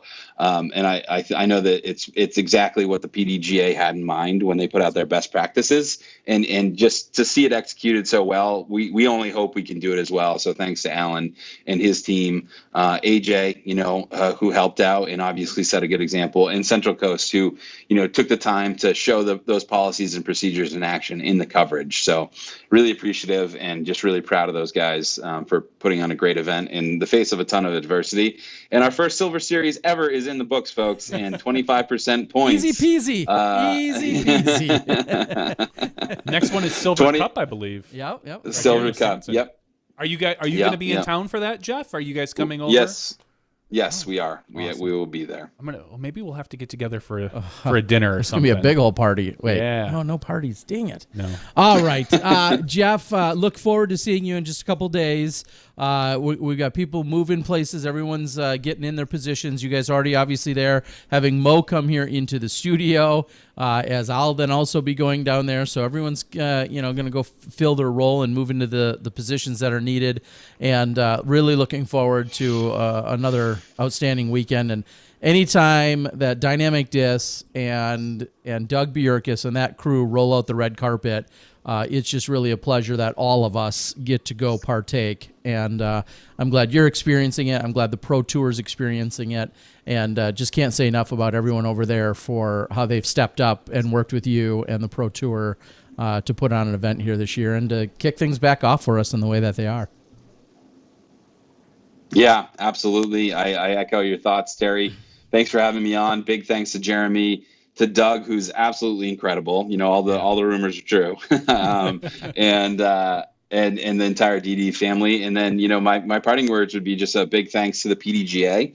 Yeah. I know they've taken a lot of heat this year, but their responsible approach to restarting and their support of the tour has made our restart possible. So get your PDGA membership, renew if you haven't, and give them a big thanks for supporting us in restarting our season. Absolutely, for sure.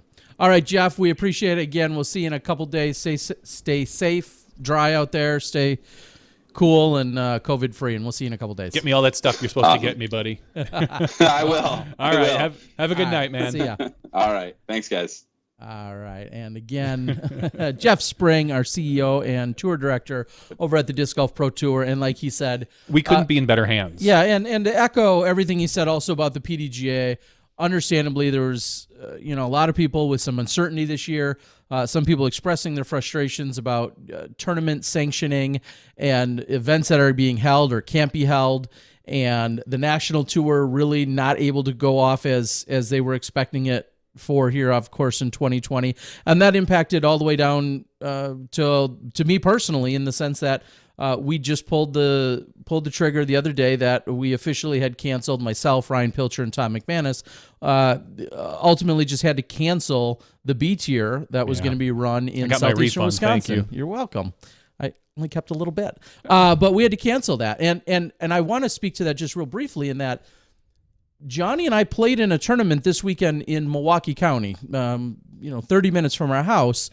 However, the county which is Kenosha County, who has always been really gracious with having events, they sent me an update the other day saying we're not allowing any special event permits to even be pulled or to be obtained at least through the end of July.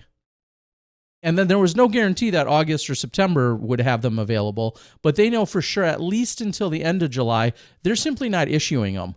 And then as we had a kind of a collective talk among our tournament heads, we said, well, everyone's jockeying to get their postponed event during sometime in the fall. Everyone's trying to find a weekend. And in Wisconsin, we have tournaments every single weekend already happening. So as all these shifting and moving and jockeying around for available weekends, without doubling up or without hurting another event, it just wasn't practical to still try and find another weekend where it could be held. And the fact that I may not be around personally, not because I'm gone, but because I'm traveling, or the fact that Tom McManus, who falls into a slightly more susceptible age group with regards to COVID, possibly contracting it.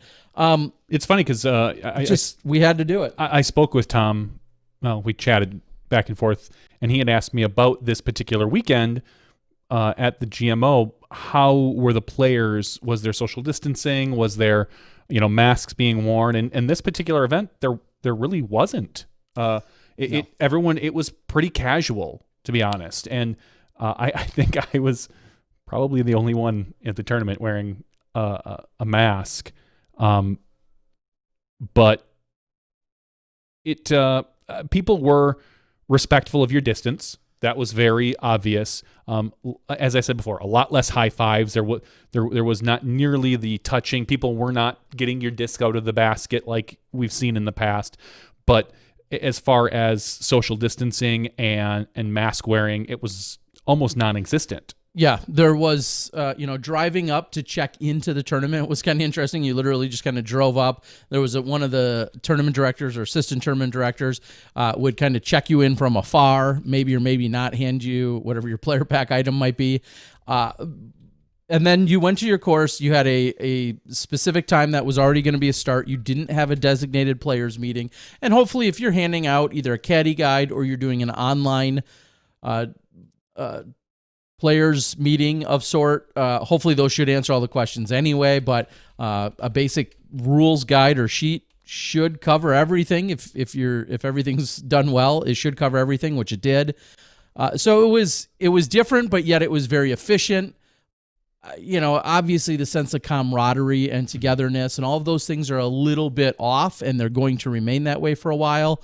But like you said, the high-fiving, the big hugs, all that stuff, the embraces, not so much there. Not having a dedicated awards ceremony for all the divisions or worrying about that. Payouts, for instance, were just going to be done digitally, so you weren't really worried about a lot of those things. And I think we're going to see a stricter measure taken by the Pro Tour only because 100%. There's so much more on the line, and these are the people that are doing this full time. So in some ways they're kind of being held to a higher standard, which I think seems very appropriate at the same time. So agreed. Before we go any further, let's throw it real quick over to a one disc, one tip with Rebecca Cox. We got this from the Ace Run Productions guys. Let's take a look at this, and when we come back, we'll talk a little bit more about what's going on in the world of golf.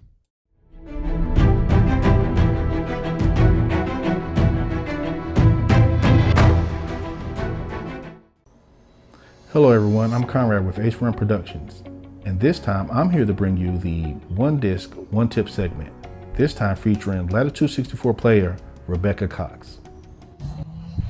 Hi everyone, I'm Rebecca Cox with Latitude 64, and today I'm here with Ace Run Pro to tell you about one disc that I think should be in everyone's bag and one tip that I want to share with you guys. I've been playing for around 13 years in total. I started playing when I was 8. My dad taught me how to play, and he's been playing since before I was born, so it's always just kind of been a part of my life. All right, 13 years. There's some wisdom that comes along with that playing. So what is one disc that you would recommend for all players, no matter their skill level? Okay, so one disc that I think would benefit everybody's bag is a Maverick. Now, a lot of people already know that I love a Maverick, but it is an understable fairway driver. Its numbers are 7.4, -1.52. So that makes it a really good control driver. For amateurs, it's really good for most arm speeds as a control driver. It's good for turnover shots. It's especially good in the woods for low ceilings. You can really rely on its stability. You know exactly what it's going to do. I really like it, especially for just dead straight shots. You just put a little bit of hyzer on it and it'll just pick up and go dead straight. So that's what I really love about this disc. Control driver. Everyone should have one of those in their bag. Switching gears, what is one tip that you can give to all players that will help benefit their game? One tip that I think can benefit everyone is when I play really, really hot rounds and my hands get sweaty, I like to use dirt or a birdie bag or something like that. But eventually it just builds up so much that I just lose that friction that I'm actually trying to get by using it. So about halfway through the round, I'll take my water bottle and I'll wash my hands off, and I'll take a towel and I'll wipe down my disc from all that dirt and sweat that I've been building up on it all day. And it actually feels a lot better than just using regular dirt. So my tip would be don't rely on dirt and birdie bags as much as you think you do in the heat. Just focus on making sure that your hands are clean. Great tip. So simple, but impacting one of the most important aspects of throwing, and that is your grip. Please take a moment to thank your sponsors, and where can we follow you online? I want to thank my sponsors, Latitude 64 and the Night Disc Golf, and of course a big thank you to SmashBoxx and Ace Run Pro. If you want to follow my social media, my Instagram is Rebecca R. Cox, and my Facebook is Rebecca Cox Disc Golf. Thank you, Rebecca, for your time. It was a pleasure having you on. Your information is in the video description. And as always, Rebecca, Let's all get excited for some disc golf.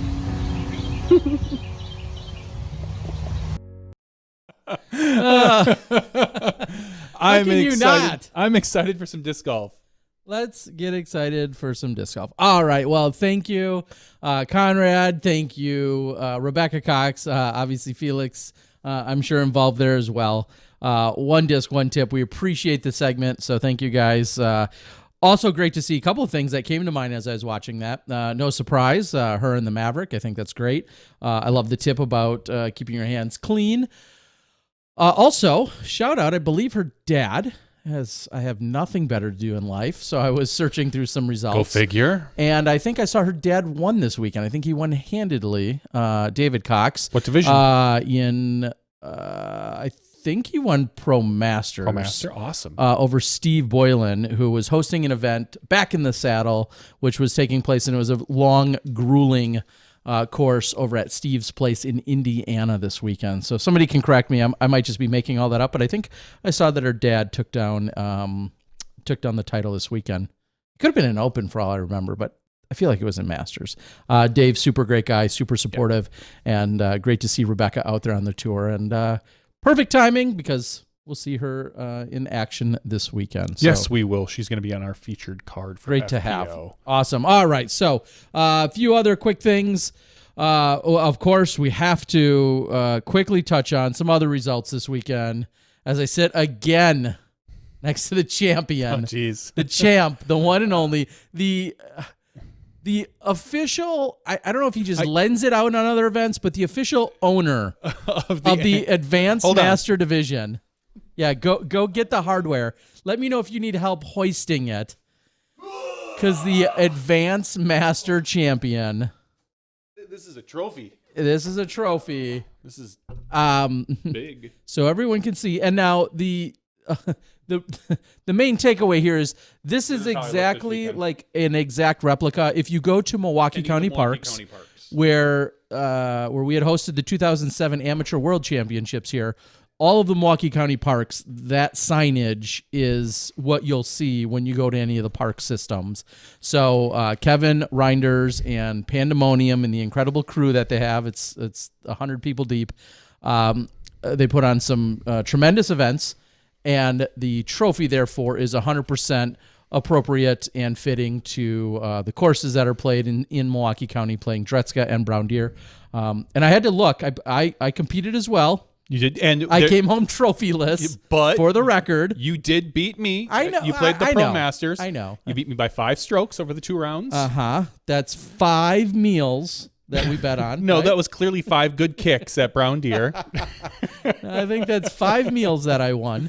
But I forgot what I was saying. Oh, this event, I think I last played in 2008 because somewhere around 2006 or 7. I started running the tournament, and then it was, I think, last year, the year before, I had given up the tournament director role. I asked Kevin if he was interested in take it. Kevin has taken it and run with it and done a phenomenal job and helped revive the air that I had let out of it after so many years. So thank you to Kevin. Thank you to all those guys. But I went back and looked, and I saw that one of the last times I had played was around 2008 or so. So it was very surreal to be playing in Milwaukee in a tournament that I wasn't running, because that just rarely happens. And you cashed in Pro Master, correct? You took the bottom cash? Not the bottom. No? Not the All right. bottom. Okay. No, I think they paid 8. I took 6th. Oh, okay. 'Cause when we talked in the parking lot, you had said that you thought you took bottom cash, and now I never looked. So. No. I ended up finishing what I believe in 6th. When I did a little bit of the numbers, I think I saw. See what happens when you play a little bit more, Terry? I know this stuff's so easy. You've played like 5 or 6 rounds in the last 3 weeks. I know, it's pretty incredible.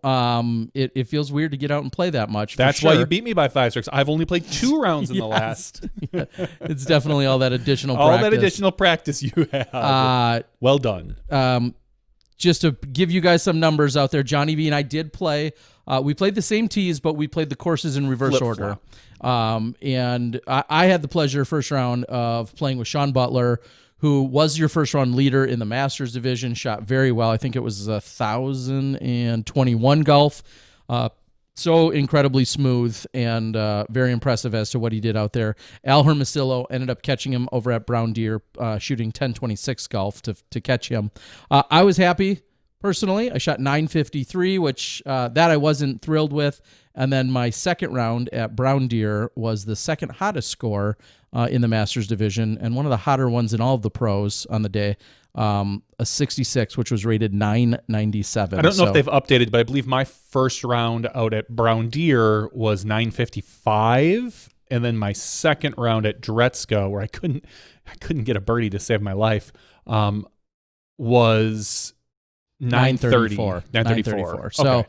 So just slightly above my rating. Yep, My rating's like 931 right now. You averaged 945 golf roughly, and I think when I added up my two, I think it comes to 975 golf. So a lot of fun, and I can't complain. Everybody that beat me was rated higher than me except for one person. Yeah, so. Shout out to the guys I played with. First round, I know I joked about it. I got to play with the advanced grandmasters because there was we were odd.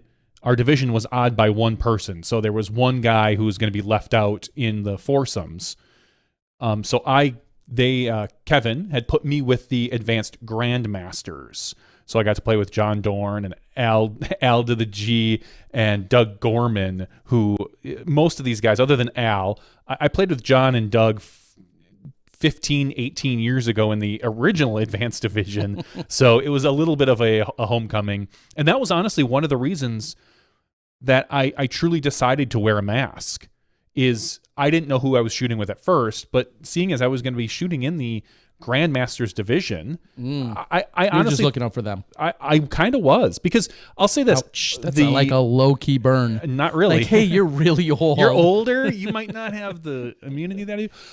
Which is funny because the mask I wore most of the time, and I know I'm going to get some flack for this, I didn't cover up my nose, and I kind of, because with glasses and fogging, and it was pretty steamy out there. It was pretty humid and hot. My glasses just kept fogging up pretty badly. So you I wore a face shield. That would have been pretty awesome to play on a face shield. I'm not going to lie. That would be good. So most of the round I played with the mask on, but then covering half or none of my nose. And then finally, with 2 to 3 holes to go, I took the mask off because I'd been wearing it for almost 8 straight hours other than for lunch. And it was kind of cutting into the back of my ears as it was pulling on it. But more like you took the gloves off. I hadn't, showing those advanced masters. Yeah, I hadn't. It didn't. I'll say this: the mask didn't inhibit at all. Sometimes I wore it when I threw. Sometimes I would just pull it under my chin. I'd walk off the tee and throw it right back on. I had no issues during the round as far as being constricted. Second round, or after that round, I was in the lead, tied for the lead with 2 other gentlemen. I believe both from Illinois. Velo and Pete, and so I got to play with some guys in the division on the top card, and it was just a really fun round. Honestly, we talked a lot about, not a lot, we talked a little bit about podcasts, not ours actually, other ones that we recommended, and Vilo reached out to me. He's like, man, that podcast you recommended called Winds of Change, I believe. He's like, it's really cool. It's the story about the Scorpion song. Excuse me. I had just heard about this podcast, and we're sitting on hole 1, and he starts whistling the song. And all I was thinking is he must be listening to that podcast. And I said, oh, Winds of Change by Scorpions. And he goes, wow, yeah. And I said, well, you listen to the podcast? He goes, no. It's this podcast about the song and how there's a rumor or a theory that it was written by the CIA, because if you listen to the lyrics, and the guy who wrote it, obviously in the Scorpions, it was not written by the CIA, but it's an 8-episode long podcast where they dig really deep into this conspiracy theory.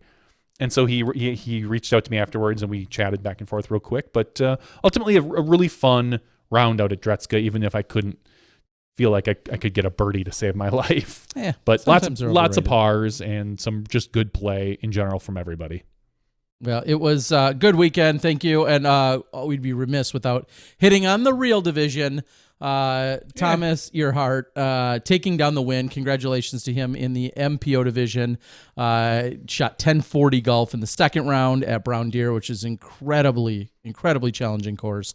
And he shot 1,007, I believe, to open. So averaging somewhere around like 1024 golf, 14 points above his rating. So congratulations to him and all the other divisional winners throughout. But Thomas with a really solid performance and a commanding 4-stroke margin of victory on the weekend. Also to our good friend Ken Cry, pin high.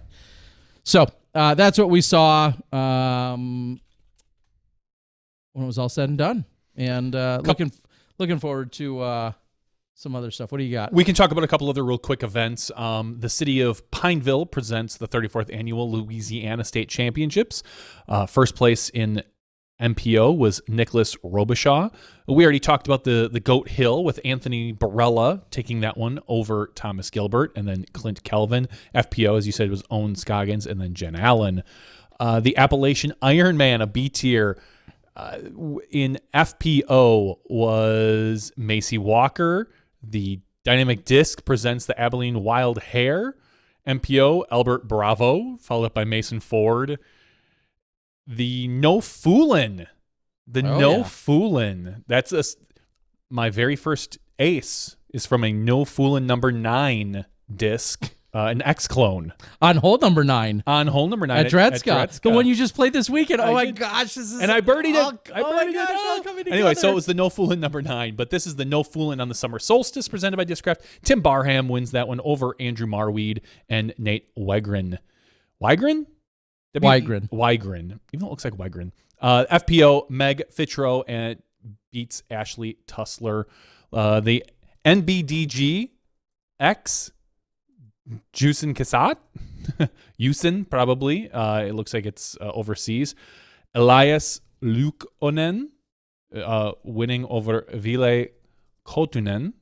And in FPO, Olivia Kindstead. Let's go to the Fort Stella Coombe Open. Chandler Fry over Cole Redlin and Tanner Dorner. FPO with Sayananda, followed up by Melody Bailey and Erica Stinchcombe. Back in the saddle, the B tier is Elijah Bickley beating Cyrus Furman. FPO, Christine Jennings wins that one. I think she was the only person in that particular division. And we already talked about the Greater Milwaukee Open. Okay, very exciting, guys. Thank you guys for following along here tonight. We got a couple super chats that have come in. Ace Run Pro. Not only do they submit videos to us, but then they send us money. I don't know if we could love you more. Yeah, but I like that deal. So do I. I don't think we could love you anymore. Garrett Dupree, thank you so much. I'm sorry, actually, I didn't see your super chat come in earlier. He said, we all know the Kenny and Paul debate, but what about Paige Pierce versus Juliana Korver? That could be some after-show conversation or fodder if you'd like. I think that could be discussed for sure. Yeah, we can talk about that. Sounds like a good conversation. I don't know that we have too much else in terms of official news that is regular show worthy or regards to. We've talked a lot about the Pro Tour getting back in this weekend with the Dynamic Disc Open, and thankfully Jeff Spring was able to provide a few more details and a little bit of clarity. And then things are going to turn around, and the very next week we head to the Preserve up in Minnesota, where Kale and the rest of the crew sound like they have their I's dotted and their T's crossed. And I know U-Disc Hype Man Dan's out there, and he is excited because he keeps posting on the board. He's excited, so that's how we know it. And we're really excited, actually. Of course, U-Disc. Is this the birthplace, Minnesota there? Is this kind of the easy way for Kale to be able to slide this event into next year's tour? Like, run a good event. Normally you have to get on the Silver Series, and then there's kind of some qualifying. Everyone, hey, let's find out how this event goes, and then if it's a great event, maybe we'll think about putting it on the actual tour. Kale just kind of slides right in there and is like, I got this. So I'm wondering if next year on the tour, we're going to see an additional stop or two, one of which being the Preserve. It's going to just slide right in. I don't know. Of course, if he puts on a phenomenal event as we expect. And if it's as great of a course or facility that Jeff says it is, it's going to be hard to say no to Kale. Yeah, to not have that become a item on the tour for the rest of or for upcoming years. So we'll see how that all fits. Of course, Blue Ribbon Pines and the Majestic a number of years ago we saw on the tour, just like we saw the Silver Cup on the tour during its opening year, and now going back there, having that part of the Silver Series this weekend, or I'm sorry, in a few weekends, July 10th through the 12th, something like that. Something along those lines, the week after the Preserve. So, and we got a really stacked field and a lot of players that'll be coming through Manitowoc, Wisconsin, and that area for that A-tier taking place. So things are moving into the Midwest. You've got things like Ledgestone, Idlewild, so on and so forth that will come shortly after that. So start ramping up, because if you've been hanging back or sleeping on the idea that you don't have any golf, things are going to get back up to speed real quick, very, very quickly as we're back for it. And yes, 67 Vespa. Sorry that you couldn't make it over. I got a text a day before the tournament saying, is the weather going to hold up? It was projected to, forecasted to rain, thunderstorms, be potentially just nasty on Saturday during the event we were going to play in. And I said it looks likely. And everywhere you checked, radars, everything talked about rain and nastiness. And it was ridiculous. It was, we were so blessed. One shy of a miracle, I would say. If it's a miracle status, the weather was just under that, because it looked nasty. It was all forecasted. Radar was showing green. It held off until I literally dropped my last putt in. I got in my car and I'm like, oh gosh, like it looks kind of bad. I'm like, well, here comes the weather. I went into the Subway for lunch and it poured sideways rain. The wind was nasty. It rained for about an hour, maybe a little more, hour and a half. And then stopped before we teed off. It kind of stopped. Round. I was standing on hole one and it starts just the lightest sprinkle. And I was like, okay, well, I got my umbrella. We're all set, because it's, looking like it might rain. And it just kind of was cloudy and it held off. And then the clouds cleared. And I was like, oh, wow.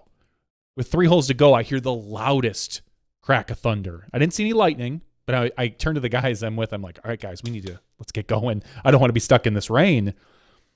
Just then, I'm going to call him out. Pete throws probably the worst shot I may have ever seen in my life. He basically did a WTF, Richard. Imagine you're trying to throw straight ahead. He throws 90 degrees to the right because he grip locks it, and it goes 350 feet because he throws it. It gets up and turns and hits the grass and rolls. And I felt bad because I turned away. I go, you can just re-tee, right? And this is a big long par 4. He goes over to the road on Dretska 16, where he then throws it to the mouth. Probably a good 400-foot shot, because he's got a pretty good arm on him, and still takes a par 4 on the shot. It was one of the most miraculous holes I've seen in the worst way. But we get through 17, 18. It's really getting cloudy. Tap out, walk to my car. As I'm walking to my car, it starts to rain. And I get my stuff in the car. I sit in the car for a few minutes, go collect my stuff, and people are digging through discs while it's starting to rain. And it got... I don't know if the timing could have been anything more ridiculous than what we had. It somehow held off beautifully, and I know I didn't get wet on the entire day, so nope. Can't argue with that. All right, guys, we're going to close things out. We want to thank you guys for joining us. Of course, great to see that beautiful face of Dana's and the beautiful face of Jeff Sprang. I don't want one to overshadow. I'm not going to overshadow one over the other. But it was good to see and hear from them both. We thank you guys for tuning in. Of course, we'll have an after show. We can talk a little bit about some things, disc golf, maybe non-disc golf related too. I don't know. There's all sorts of topics out there. Juliana, Paige Pierce, there's a conversation piece that we can touch on for sure. And if you have stuff to add or want us to talk about, bring it up in the chat. We'll see if we can answer your questions. We want to thank all of our Patreon subscribers. You're going to see some credits run to everyone that is a $2 and up supporter. We thank you guys so much. We thank each and every one of you. And we couldn't do it without you. And we'll also be having a giveaway in the after show where you got some free stuff coming your way if you're the lucky person drawn. So for Johnny V, Terry Miller, the disc golf guy, We'll see you in the after show. This has been podcast 303. We'll see you then when you step inside the Smashbox. Thank you to our $2 and above patrons. Your name is listed below in the credits. If you are interested in being listed as a producer in the Smashbox TV credits and supporting this and other fine podcasts, please visit patreon.com/SmashBoxxTV.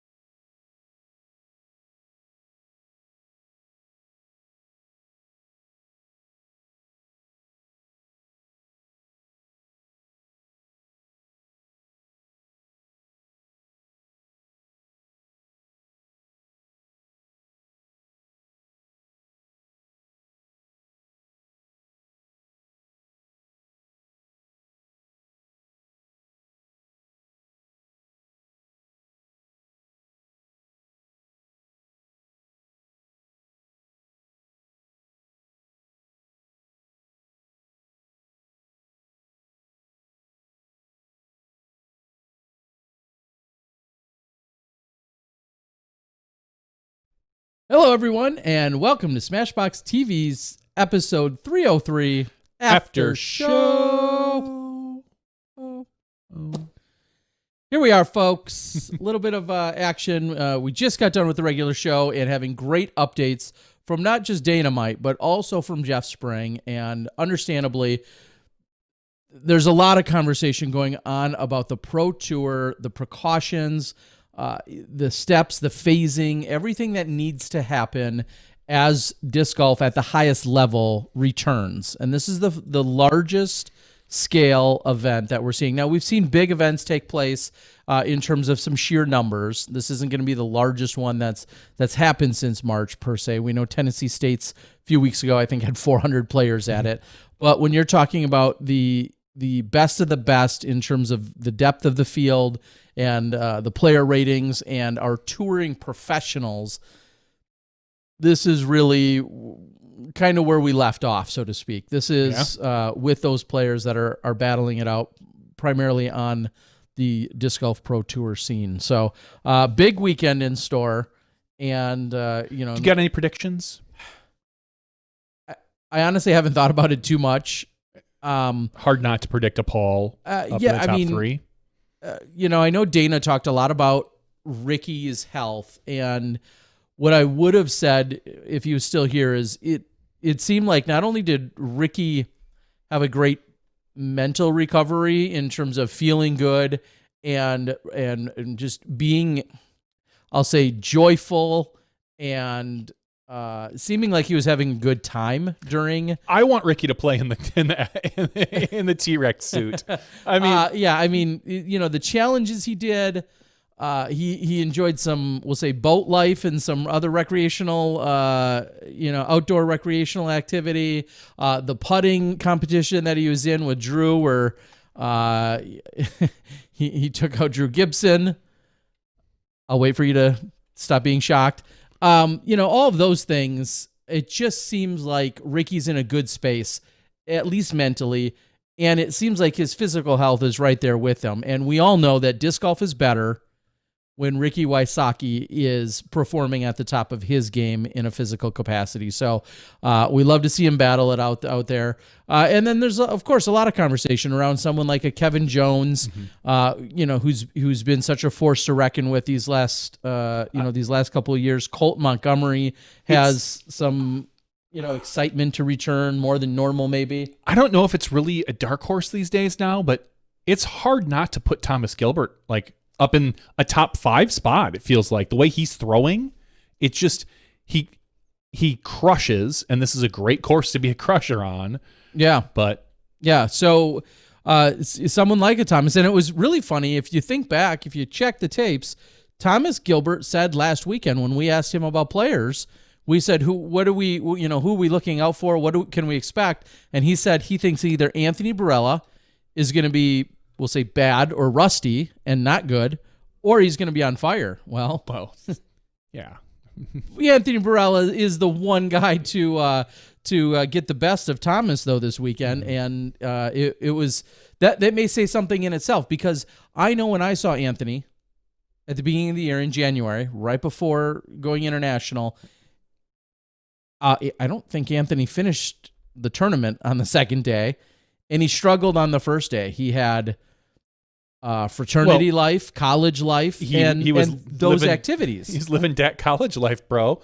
And now, and I'm good with that. Of course, that he should be. This is the time. I think we even said it then. This is the time for him to do that. Exactly. He is that age, man. Be safe, but have a ton of fun.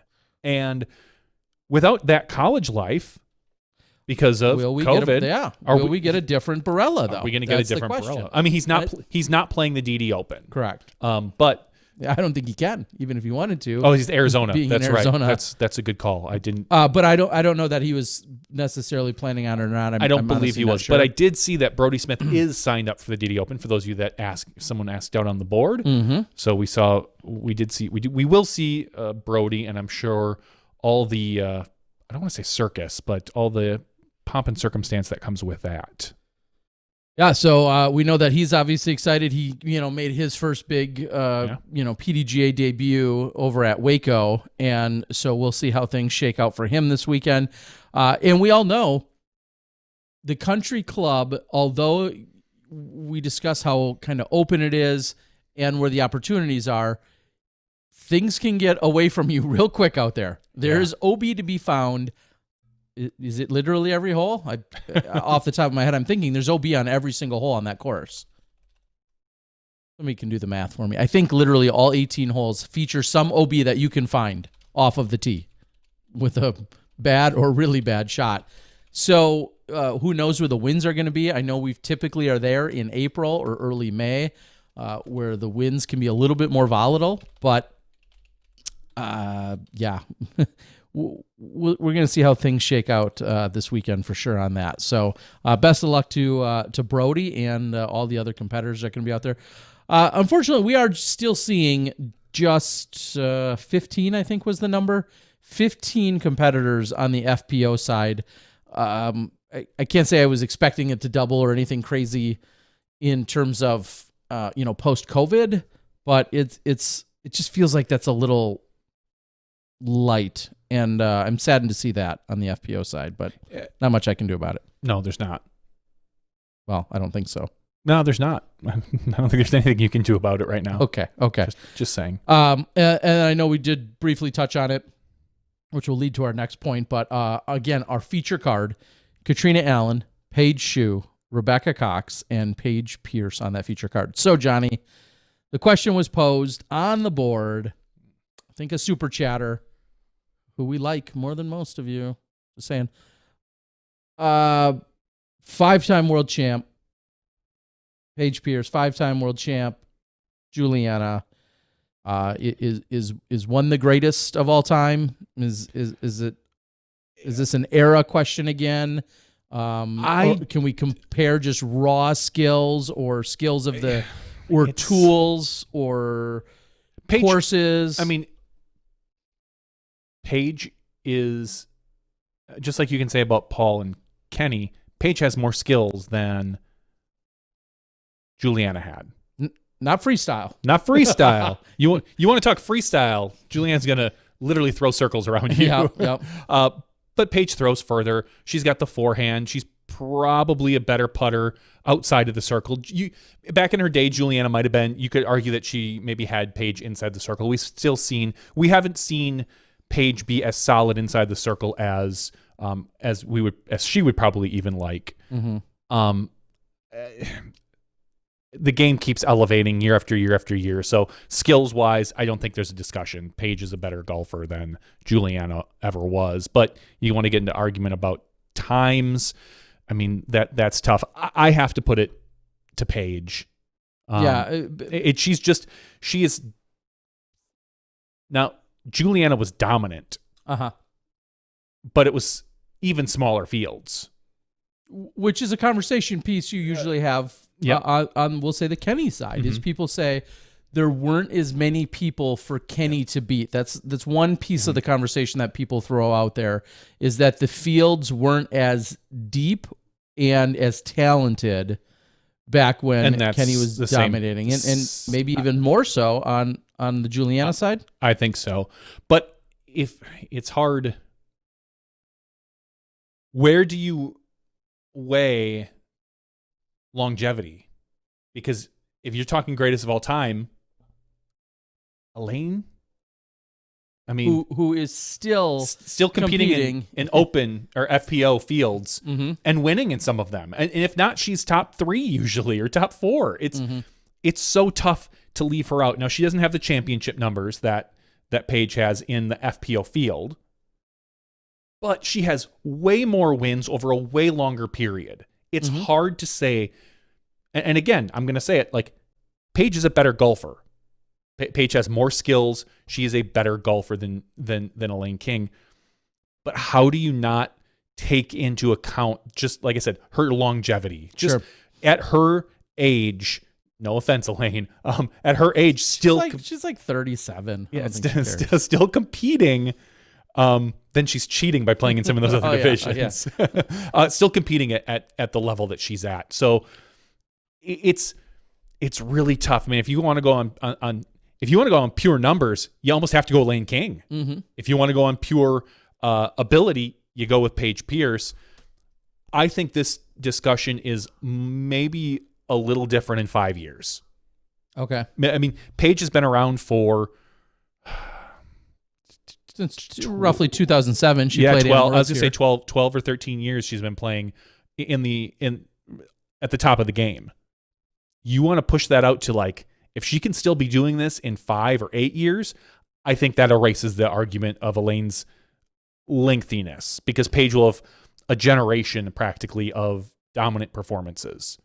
So, I mean, I feel like I'm sitting on the fence here, but I still kind of have to give the advantage to Elaine King. If you're talking greatest of all time in that field, I'm still kind of leaning towards her. So an interesting number that I decided just to pull up, Elaine King has competed in, wow, the timing is almost perfect here. Elaine King has competed, I believe I saw, in 521 events. She has 279 wins. Paige Pierce has 276 events played. So Elaine has more wins than Paige has events played. Yeah, which is just incredible. Again, that speaks to the longevity. Yes. Elaine, PDGA number 3090, Hall of Famer, pioneer, industry leader, all of those things, and then did so much of that while working and consulting and having the job that she has. And then to not take anything away, but then to say, okay, well, there's been probably more times where she's had smaller, lesser fields that if you weighted her wins, which she has earned all 279 of them, but if you weighted them, the win, Paige plays more big events these days, and the events, I mean, Paige might only play 20 events this year, or even, well, this is an odd year in general, but actually, it's an even year, so you can't. Good thing there's no worlds. The events Paige plays are fewer per year than probably what Elaine has played over her career, but the competition's better. She doesn't play those C tiers and B tiers nearly what Elaine has, and so in that respect, Paige will probably never catch her in all-time wins. Like it would be really tough. She just needs 10 more years. Okay, 15. 15 more years. She needs 15 total years. Of how many wins? I mean, if she got 20 wins a year, which is a lot, why I expanded to 15. Let's average 10 years a win, or 10 wins a year. Just because you got to figure in 5 years, Yeah.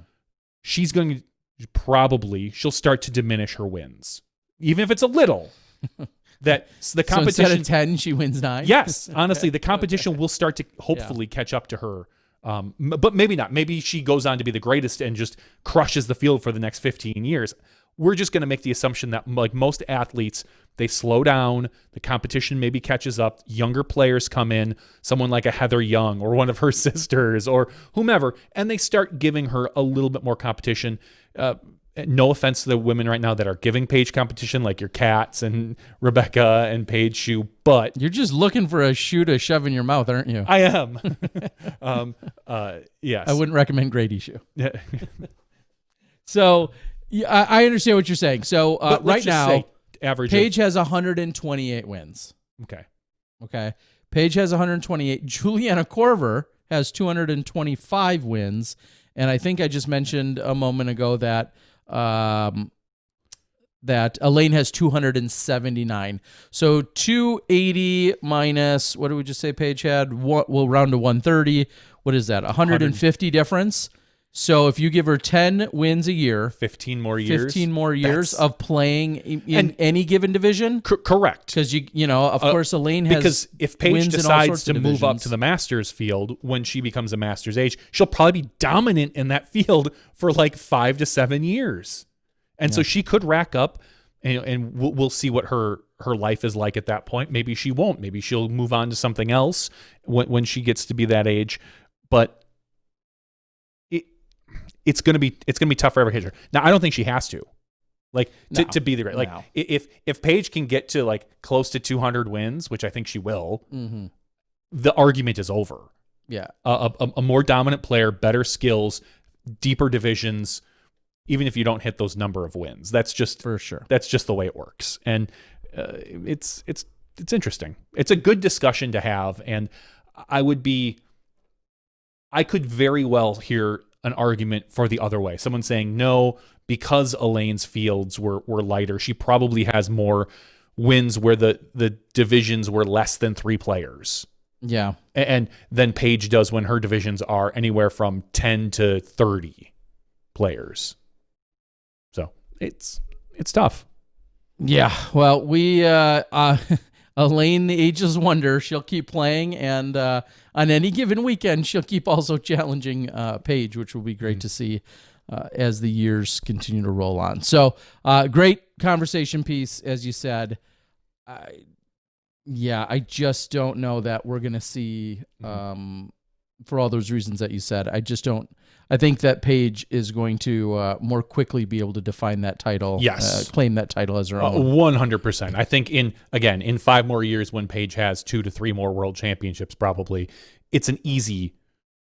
That's going to be easy. I truly believe Paige will go down as the greatest FPO player of all time, in our generation.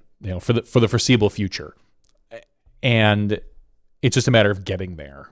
Kind of. Cody on the board has chimed in with this topic, talking about Paige versus Julianne in the woods, where distance isn't the key.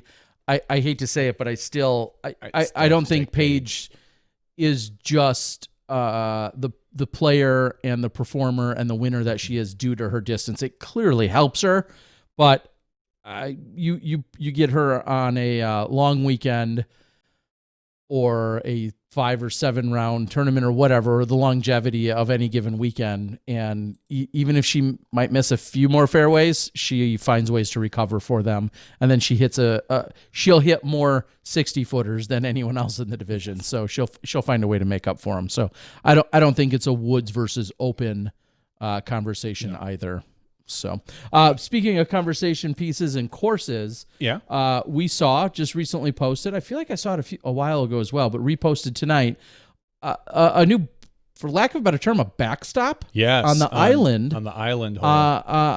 Over at the Emporia Country Club. Let me see if I can bring this up here. And there's some conversation going on right now. Eric McCabe had made the post, which is a picture here, talking about the new island green, and then you were saying that he provided a little bit of insight. Try to do the 360 thing here. So I asked Eric. I said it's a gorgeous wall. This is hole 16, the island hole, We're as always Terry was building saying. walls everywhere. It's a Kansas thing, I think. Is that the new Kansas Chaz? Yeah, Or chop? I believe so. Hold the whole 16 Kansas chop.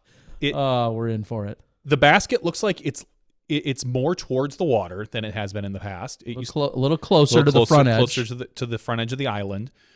And there's a backstop. And I asked Eric McCabe right here. I said, it looks great, but just why? He says, to entice more players to go for the green and not get that nasty roll off the backside. Honestly, the wall shouldn't come into play on a good shot, especially with the new pin location. If you hit the wall off the tee, you're staring at air and water on your putt. So that looks like a good 35 to 40 foot putt facing the water.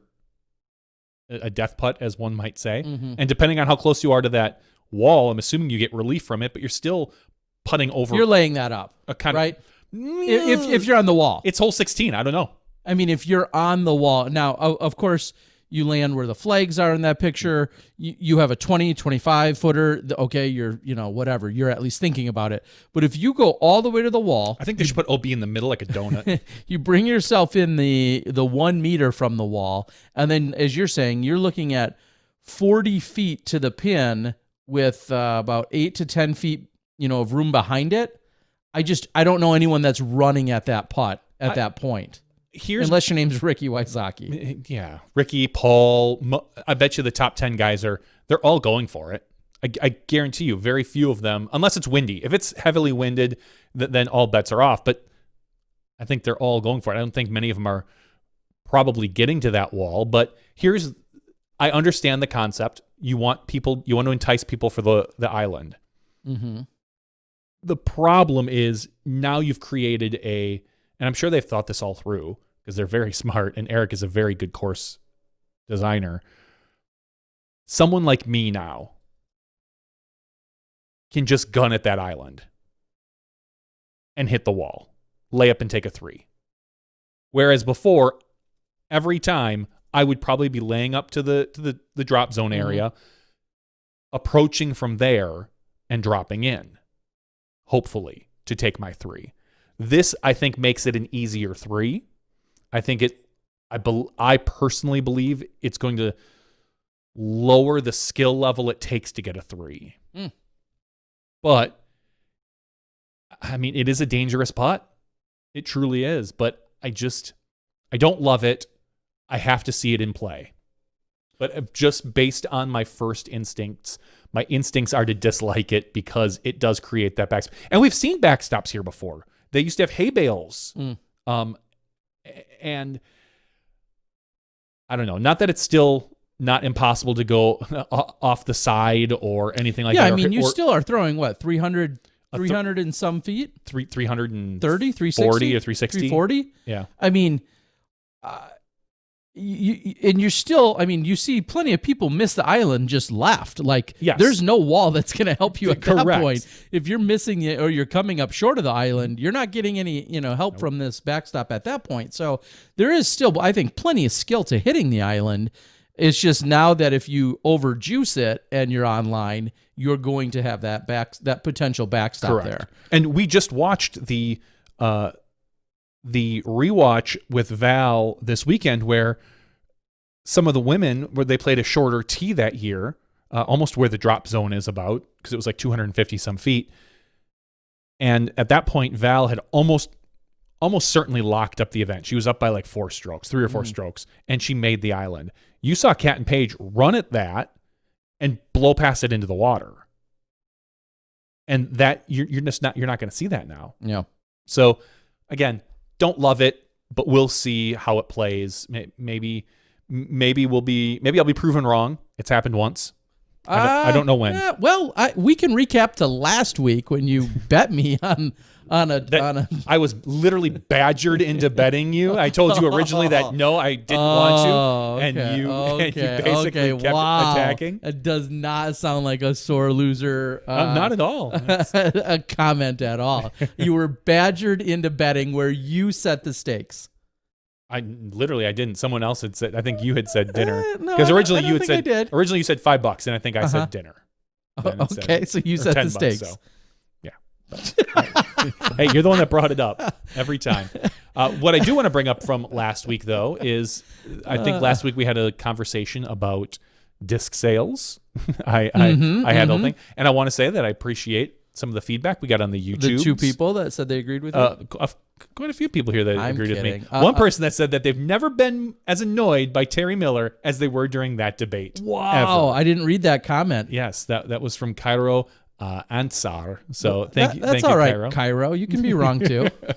I'm okay with that. And just to be clear, there are actually 5 Blanchard brothers, and all of them play. So, What are we talking? remember last week when the 2 Blanchard brothers took first and second, yes. and there was a third one that was yeah. down there. Well, there's 2 more that play as well. So, just so everybody knows. But somebody brings up a good point. Why don't companies do pre-sales? I think that could be a really good, legitimate. It can way. until your pre-sales crash, because that and/or is there any, we'll say, favoritism as to when you release it? And this happens again. I'm a vendor. You're not. So what happens is and we're talking about collectible discs here. This is a discussion about the collectible discs, the limited edition releases. So what this person is saying is open it up for 2 weeks and say everyone that wants to order one. And they'll just make as many many as you need, and then stop and say that's all we're ever going to make, and then send them out 2, 3, 4 weeks later whenever you print them or do what you're going to do, and then there is your limited release. There were 600, and then maybe even there were 612 made, and that's all. Hopefully, that will ever be made. That was I don't want to get into the discussion again. No, I'm just saying fine. that other people are. This is some of the other thing. Other people said it was a great debate, and they really felt the Patreon access suggestion was a valid one. And again, that's one I kind of feel like could happen, but I would just prefer other methods in general. So I don't want to. we killed that debate last week between you and I, so we don't need to go over it again. The only thing I would say to the pre-sales comment, though, is I think that negates the concept of still supply and demand. You're right. You might know an exact amount. Yeah. But it's still the part of the reason why things are so collectible is because of the sheer quantity that are available, and the lesser the quantity available, sure, the demand goes up. And I think Jeff Korns made a tremendous post. I don't know if it was on our response or it might have been on Facebook. I didn't see it on Facebook. But Jeff, who's worked with Discmania quite a bit, and Eagle, and with Discraft more recently, he had an interesting rebuttal to something you had said about you'd love to see the prices raised to say $75 for the disc, then the player gets more money, and that we'll say the threshold for getting one, which I don't care for that in its own right, but agreed. Additionally, there's downsides to that. As he said, he goes, then the collectible flipper market is still going to happen. It's just going to be even more expensive, which I thought was a really interesting point. Possibly, because now you're starting out with just a more expensive disc off the top, and so therefore the threshold for the minimum flipping amount is just going to be doubled or tripled. Well, and so I thought that was an interesting angle of his that I hadn't thought of. Oh, it certainly is. And my, I guess, quote unquote rebuttal to that is, if a disc is $75, are you more likely to buy 4 of them? Or are you less likely to buy 4 of them in fear that you cannot flip them for $75? When you buy something at 20 or 25, you're almost certainly there's going to be a market for somebody at 50, we'll just say. If you buy something at 75, you don't necessarily know you're going to get that $75 back. So there may be, and this is all theoretical, there may be less people that buy the additional quantity to flip them, hence giving more people the opportunity to get the disc that truly want it. That's all. So I don't doubt it. He has probably way more experience than I do in the disc sales market, hands down. And that could be, there could be issues like that happen. I think there are other methods, and I'm going to stick by my guns on that particular one. That's good. All right. I'm trying to read off the board. Disc Golf Comedy is talking about how they just did a pre-sale, and I want to give a shout out. I think Disc Golf Comedy is going to be filming something this weekend. I don't know if I know the premise to it. Are you? I'm not familiar with the premise. I know he did just release another one of his news, his news videos, where it's very. That's where I get all my news. It's very Onion-esque, I will say. It's very clever, and I enjoy it quite a bit. Speaking of in the news, I'm sure you saw Drew Gibson's latest leg. I guess they're still called sleeves, right? Is that still deemed if it covers the? I don't. Johnny nor I have any tattoos. A sleeve. So at what point is it a sleeve if it doesn't go on your arm? Because you don't wear. Are your pants legs called pant sleeves? I only ask because somebody else recently referred to having their leg covered in a tattoo, still referring to it as a sleeve. I know. I'm going to refer to it as a nylon. That his newest Jordan nylon. Okay. Yeah. So he he showed off on Instagram that he had a full leg shin. Can I call it pantyhose? His newest Jordan pantyhose. With a Michael Jordan tattoo, and I don't know if the Muhammad Ali one was new as well, or not. But he has that on his leg as well. Correct. He's got Jordan and Ali, and I think he might even have one more. It might be, or is it just two sides? Or I thought maybe he had the third one. I don't know.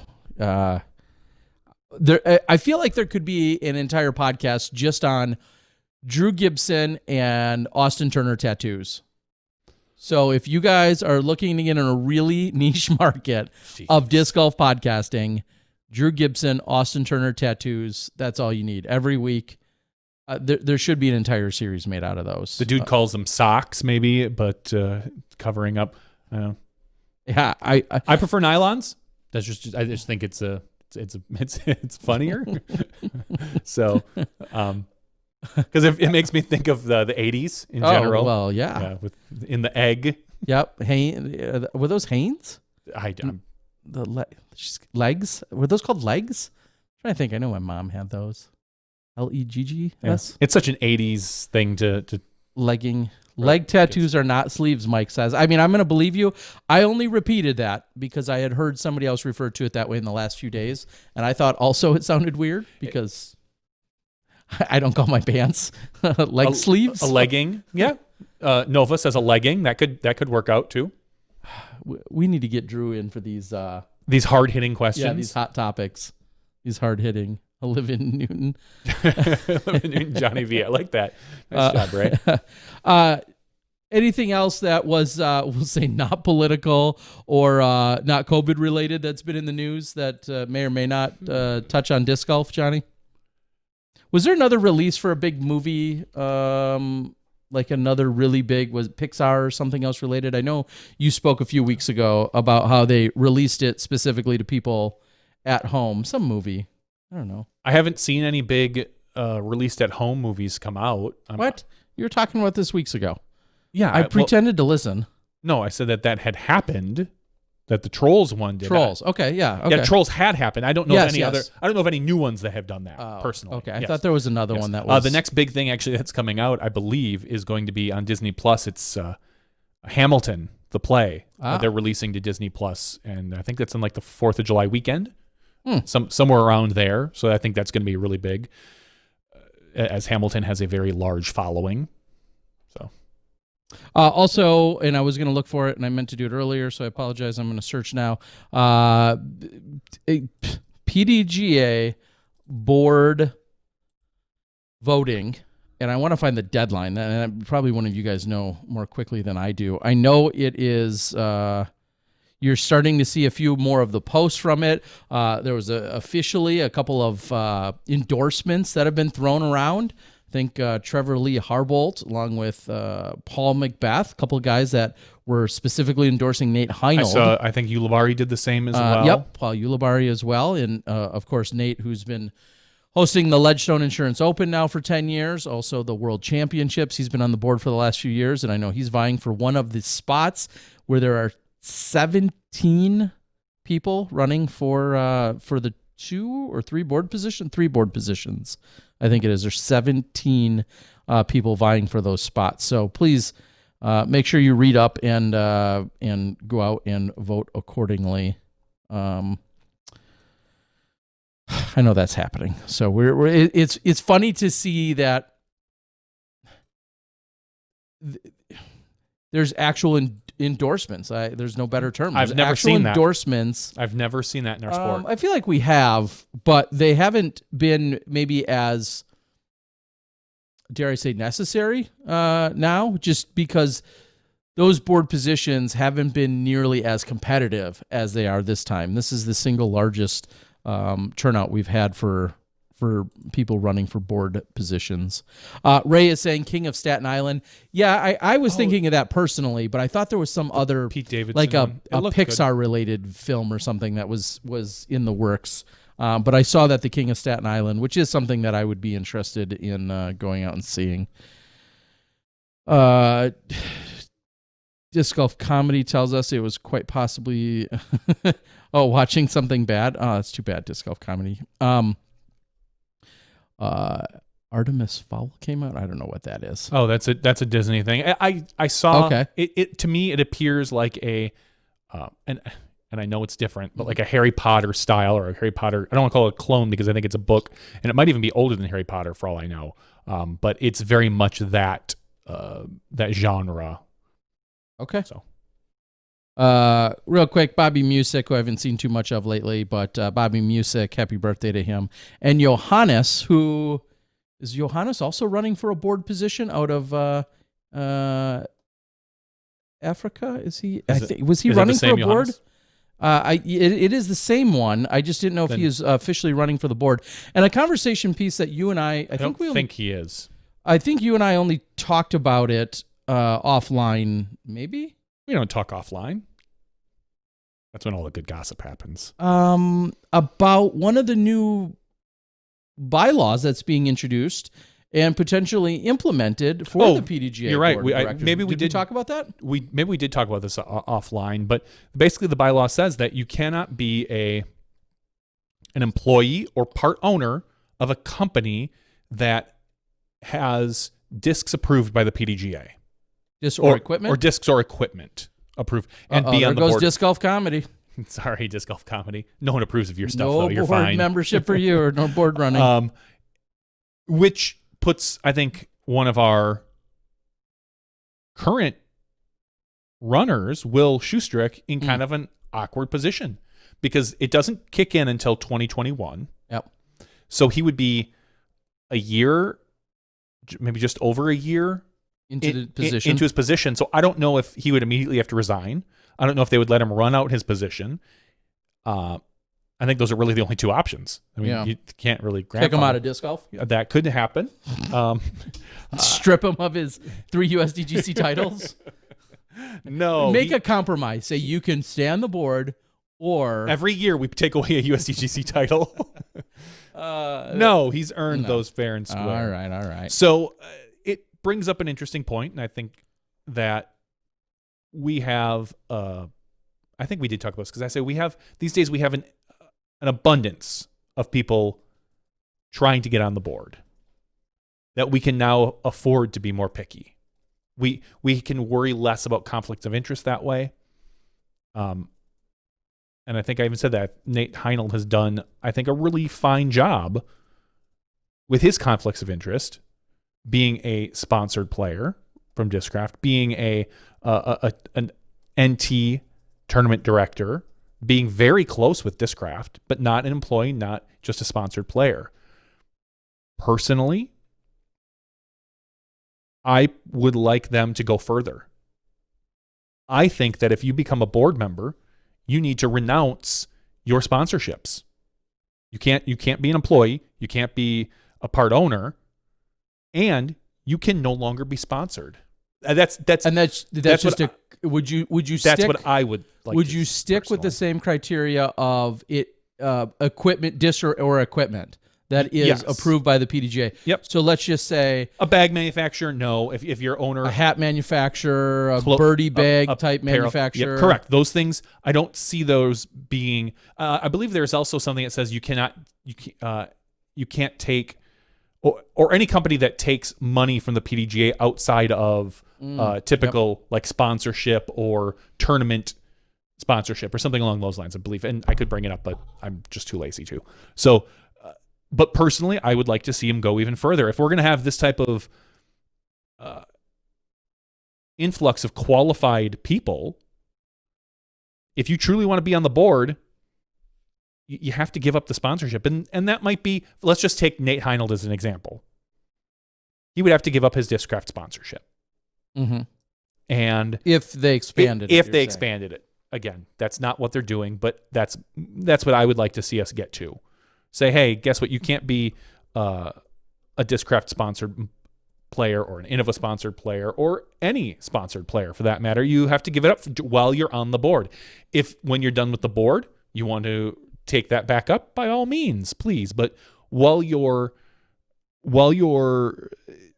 in this position, we want you to be as neutral as possible. That's my personal opinion. And I understand how we got here, because the people who started the sport were the people who started the companies and helped create the rules, helped create all the guidelines. Like it made sense. And maybe it's too soon for that right now, going as far as I would like to go. Maybe this is a good first step, but I think I'd like to get there at some point.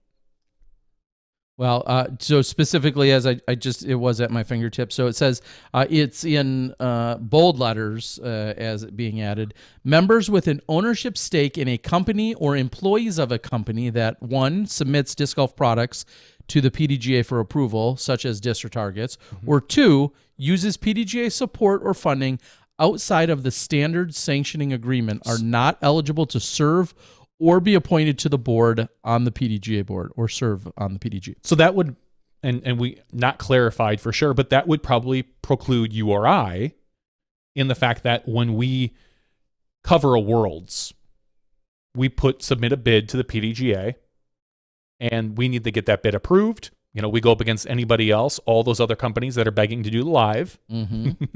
And we could not accept money from them as a company if you were on the board, or vice versa. You could not be on the board if we accept money from them in that year. So I'll quit here in a heartbeat. I know you don't have to ask me twice. I've asked you so many times. No. I am out. So that would preclude someone like us, I believe. I'm okay with that. Yeah. Like, so I really am. Again, just to reiterate though, this will not be in effect. So if someone like Will were to win in the election this year, I believe he would be able to serve the single year, and then with his new bylaw in place, at that point, he would either have to give up his ownership stake at Prodigy, or he would have to resign from the board. Thank you. Resign is the word I was looking for, or he'd have to resign. But anyone is still eligible, so to speak, for this specific upcoming election. But your 3-year term clearly might get cut short for that reason. Now, let's just put it all together and say, does that affect someone like Will to even then, does that hurt his chances to win? Because people are like, well, if he gets voted in and he wins, he's only going to get to serve 1 year. Do you think that negatively affects him or anyone like him? Yeah, I think it I mean, you would think it would have to. Now the question is, how many people know about this particular rule going into effect versus how many people are going to vote? As we said, having that name recognition that Will has is clearly an advantage. When you look at it and go, oh God, Will, really nice guy, has his shit together, works for a disc manufacturer, you know, it's just all around smart kid. He's not a kid, he's like 30 now, but he's a kid to me. I mean, he has a good reputation. Like that to me is someone that I would want normally on the board. Me knowing that this bylaw is coming and not exactly knowing what's going to happen in a year, I wish they would make it clear. If Will squared, will he be asked to resign, or will they allow him to finish out his term? Yeah, I think it will go in effect immediately. So he would have to resign. He would then have to resign because he's not going to give up Prodigy. Correct. For me, that would affect my decision. I would not vote for Will personally then. Because of that. Because him serving 1 year.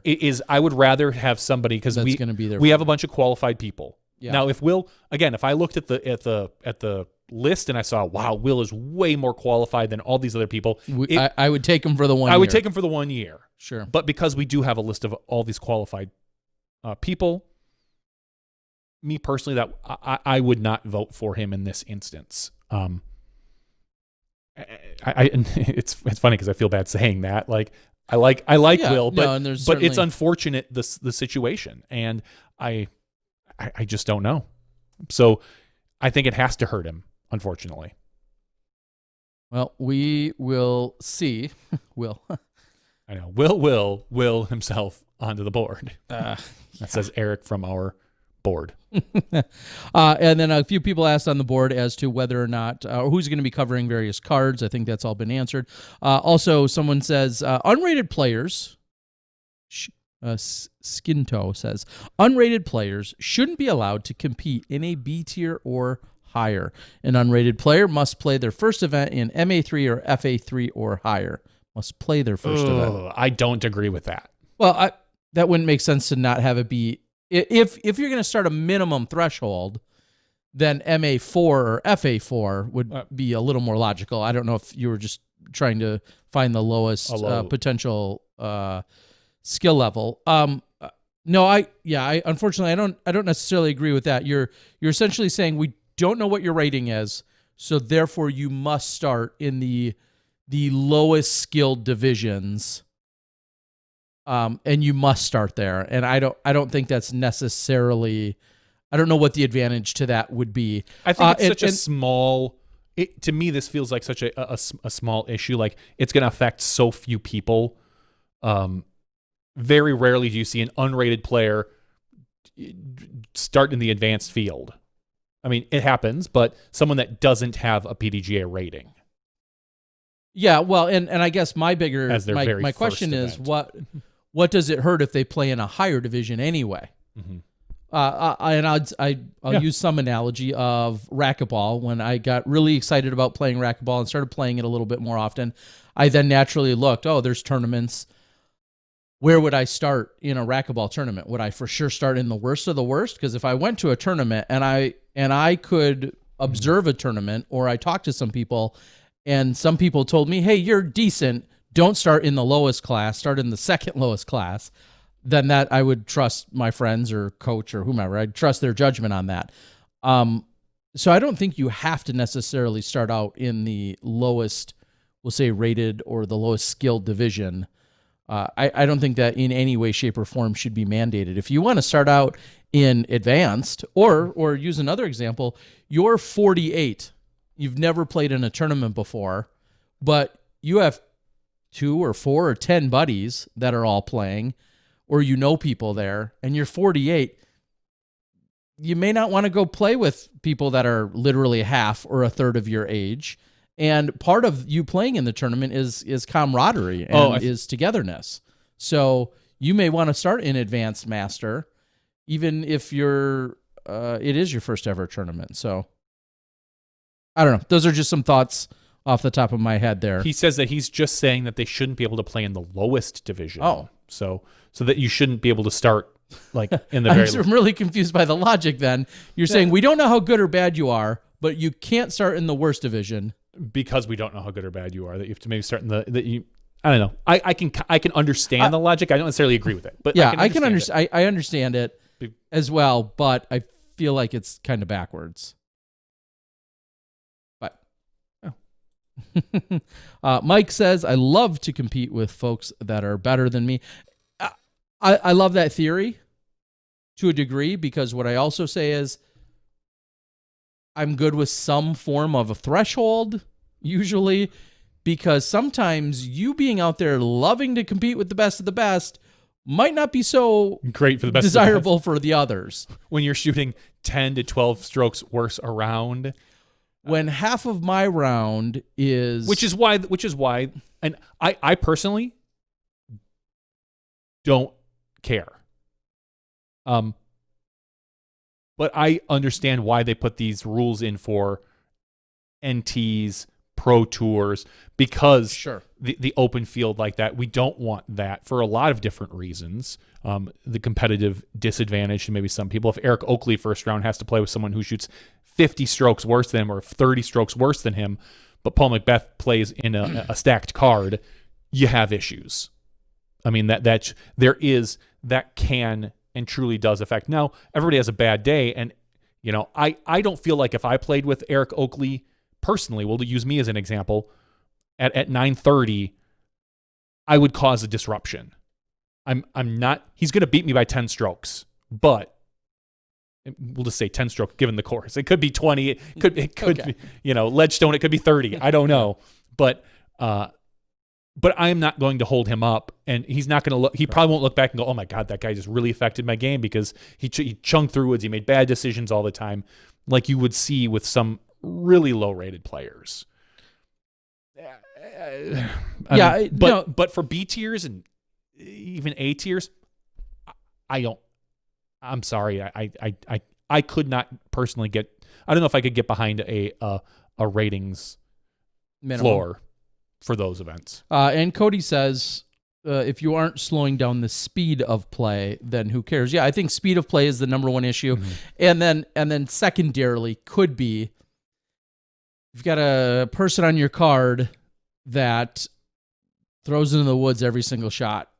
Like you said, everyone can have a bad day. You can empathize with that. However, if someone's a not very skillful golfer, You could say terrible. and they're just constantly throwing it into the woods, constantly searching for the disc, constantly, so inadvertently slowing things down, that can be, to some, it could be a little tiresome. And like Johnny said, everybody handles that adversity a little bit differently. Yeah. Some people, it doesn't bother them at all. Some people get annoyed by the very first time someone throws into the woods. Playing this weekend in a division that wasn't the one I signed up for, I believe someone shot 10 or 12 strokes worse than me. Ouch. But no, but the thing is, call them out. What's their name? What's their PDJ number? But it didn't affect the flow of the round.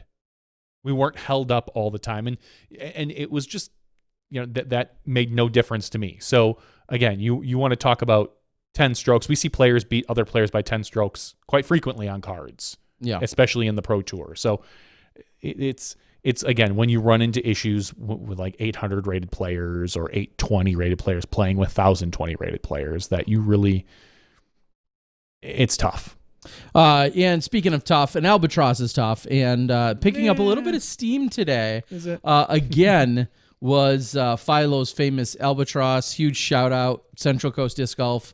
I don't know if anyone that's in disc golf doesn't know that it was both Philo and Central Coast that collaborated on that effort. What? You can call it a collaboration. Yeah, unintentional collaboration. And one of the interesting talking points, though, because I think ESPN had put it back out there today, which is really cool. That I'm guessing relatively unprompted. I'm sure it happened in June. Was it an anniversary? No, I don't think so, because it would have. I feel like it would have been a few years, or it would have been earlier in June. It might have been. But Dana had said they retweeted it or put it back out there today. And then as a follow-up, not only is it cool for the additional exposure, because you got to think how many more people now, 3 years later, via ESPN's Twitter account are, fresh and seeing it for the first time. But also, as asked on the board, it doesn't seem like there's enough credit ever given to Ian or Central Coast for that. And my rebuttal to that one specific comment, as much as I there's nothing I hate more than when companies or entities steal other people's media and then pass it off as their own. I hate it. However, in this one instance, there might be some rights and or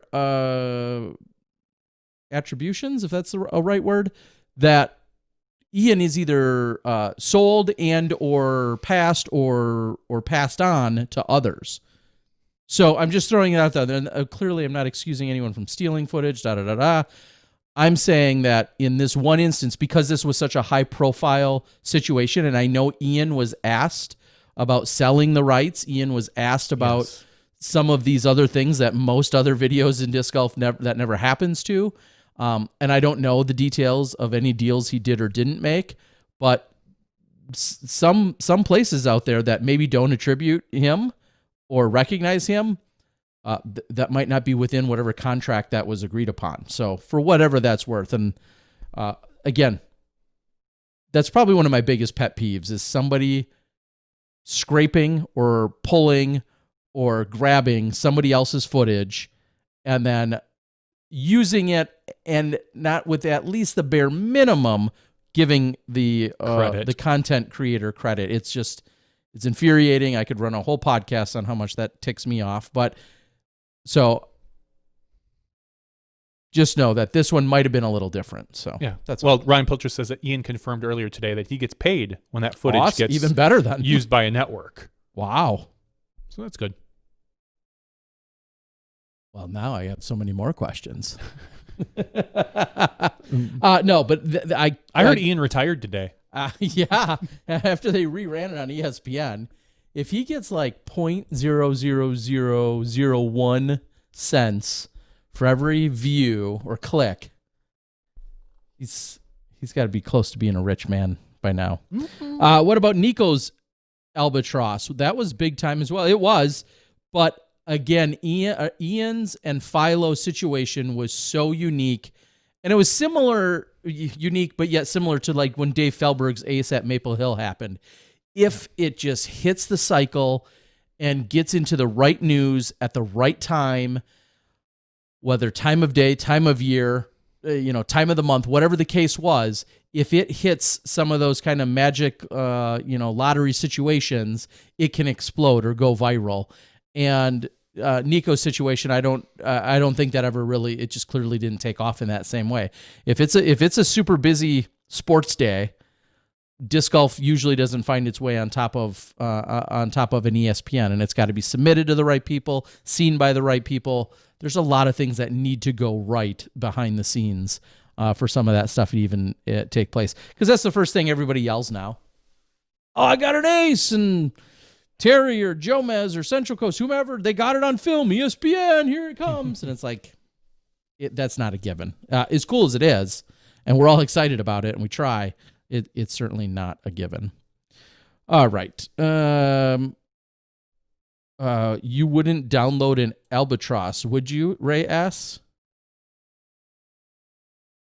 I don't know what you mean by that, Ray.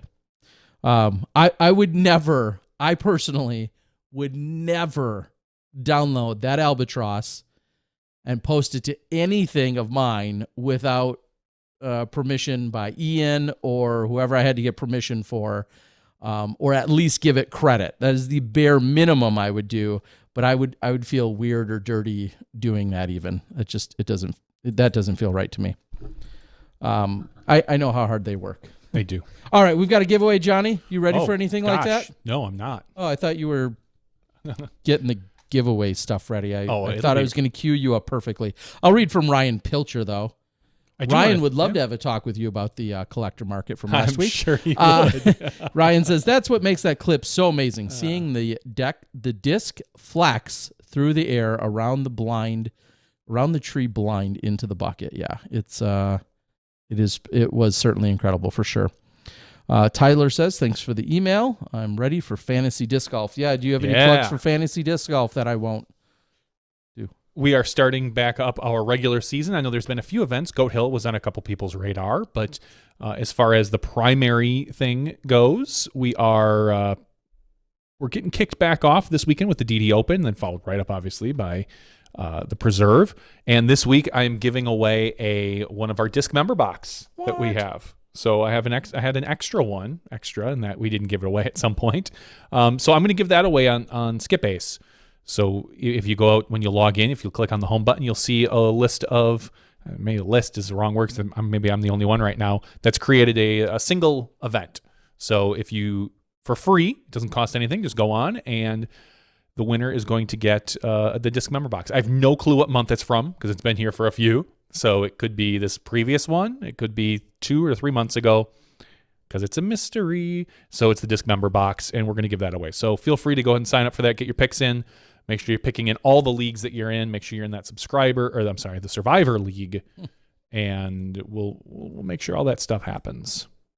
Also, if I can find it quickly, I wanted to give a quick shout out with regard to. Here it is. Good. Right on it.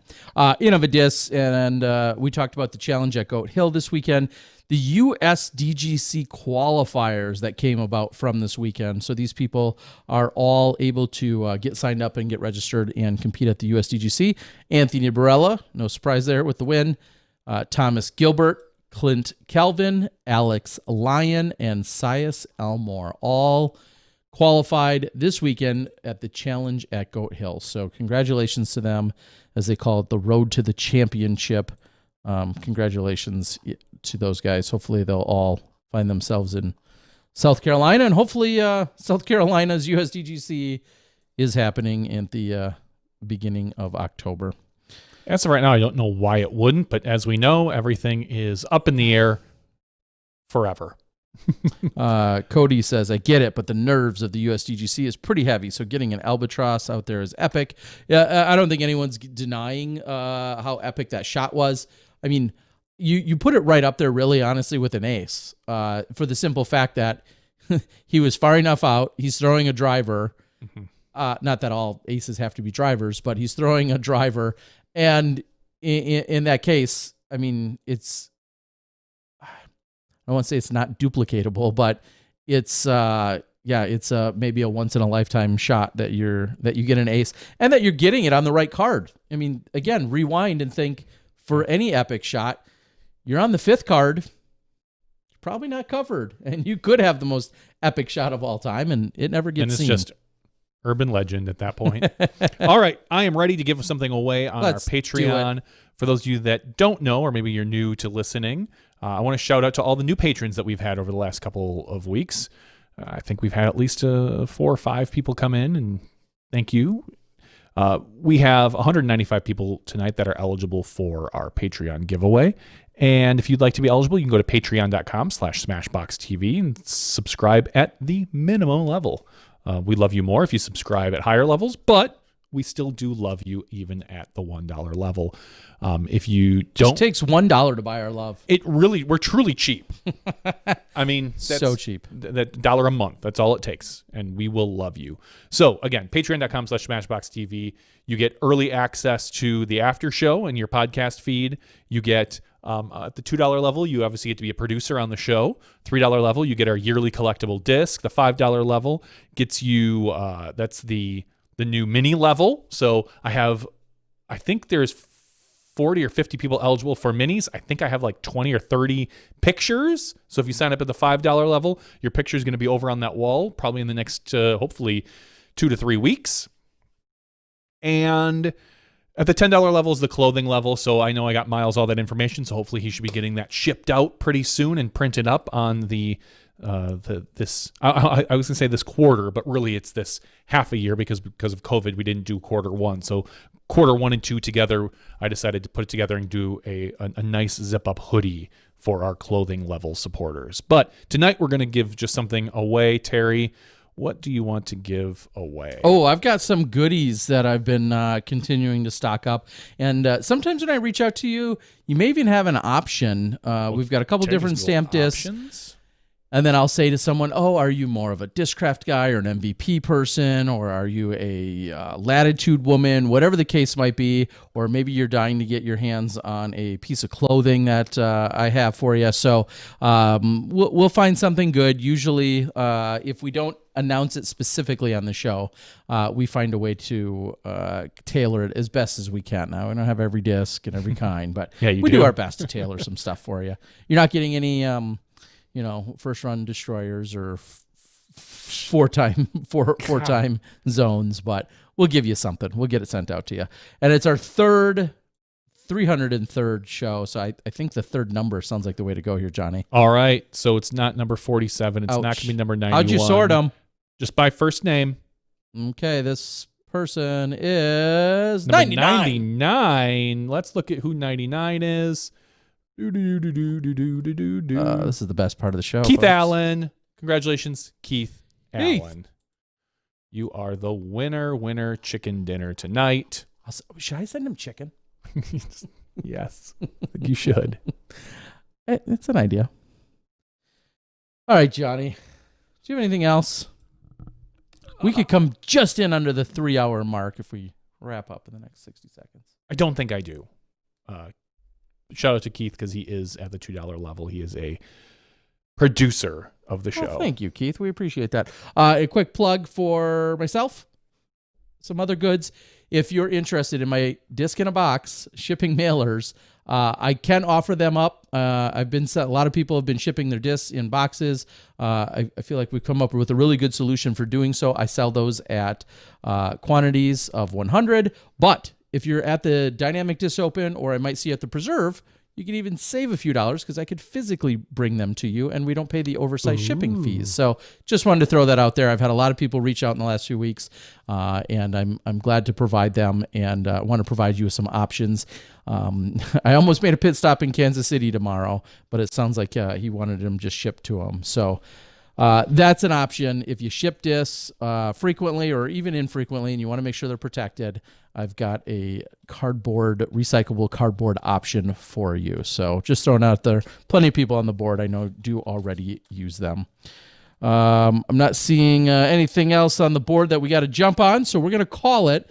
We want to say, again, thank you in the regular show, Jeff Spring, Danamite Vichy. Thank you guys for joining us, and we want to thank all the Smashies that tune in live. Of course, we know thousands of you download and watch or listen at an after outside of late night Tuesday nights. We thank you guys all for the support as well. But if you're here live and enjoying in some of the banter back and forth, we really appreciate it. And I want to make sure to tell people, get that DGN subscription. Get it. Get the DGN subscription. It's got all the action you need. For Johnny and myself, Terry Miller, the Disc Golf Guy, that's been podcast episode 303's After Show. We'll see you live this weekend, coming to you from the Dynamic Disc Open in Emporia. We'll see you on Friday when you step inside the Smash Box.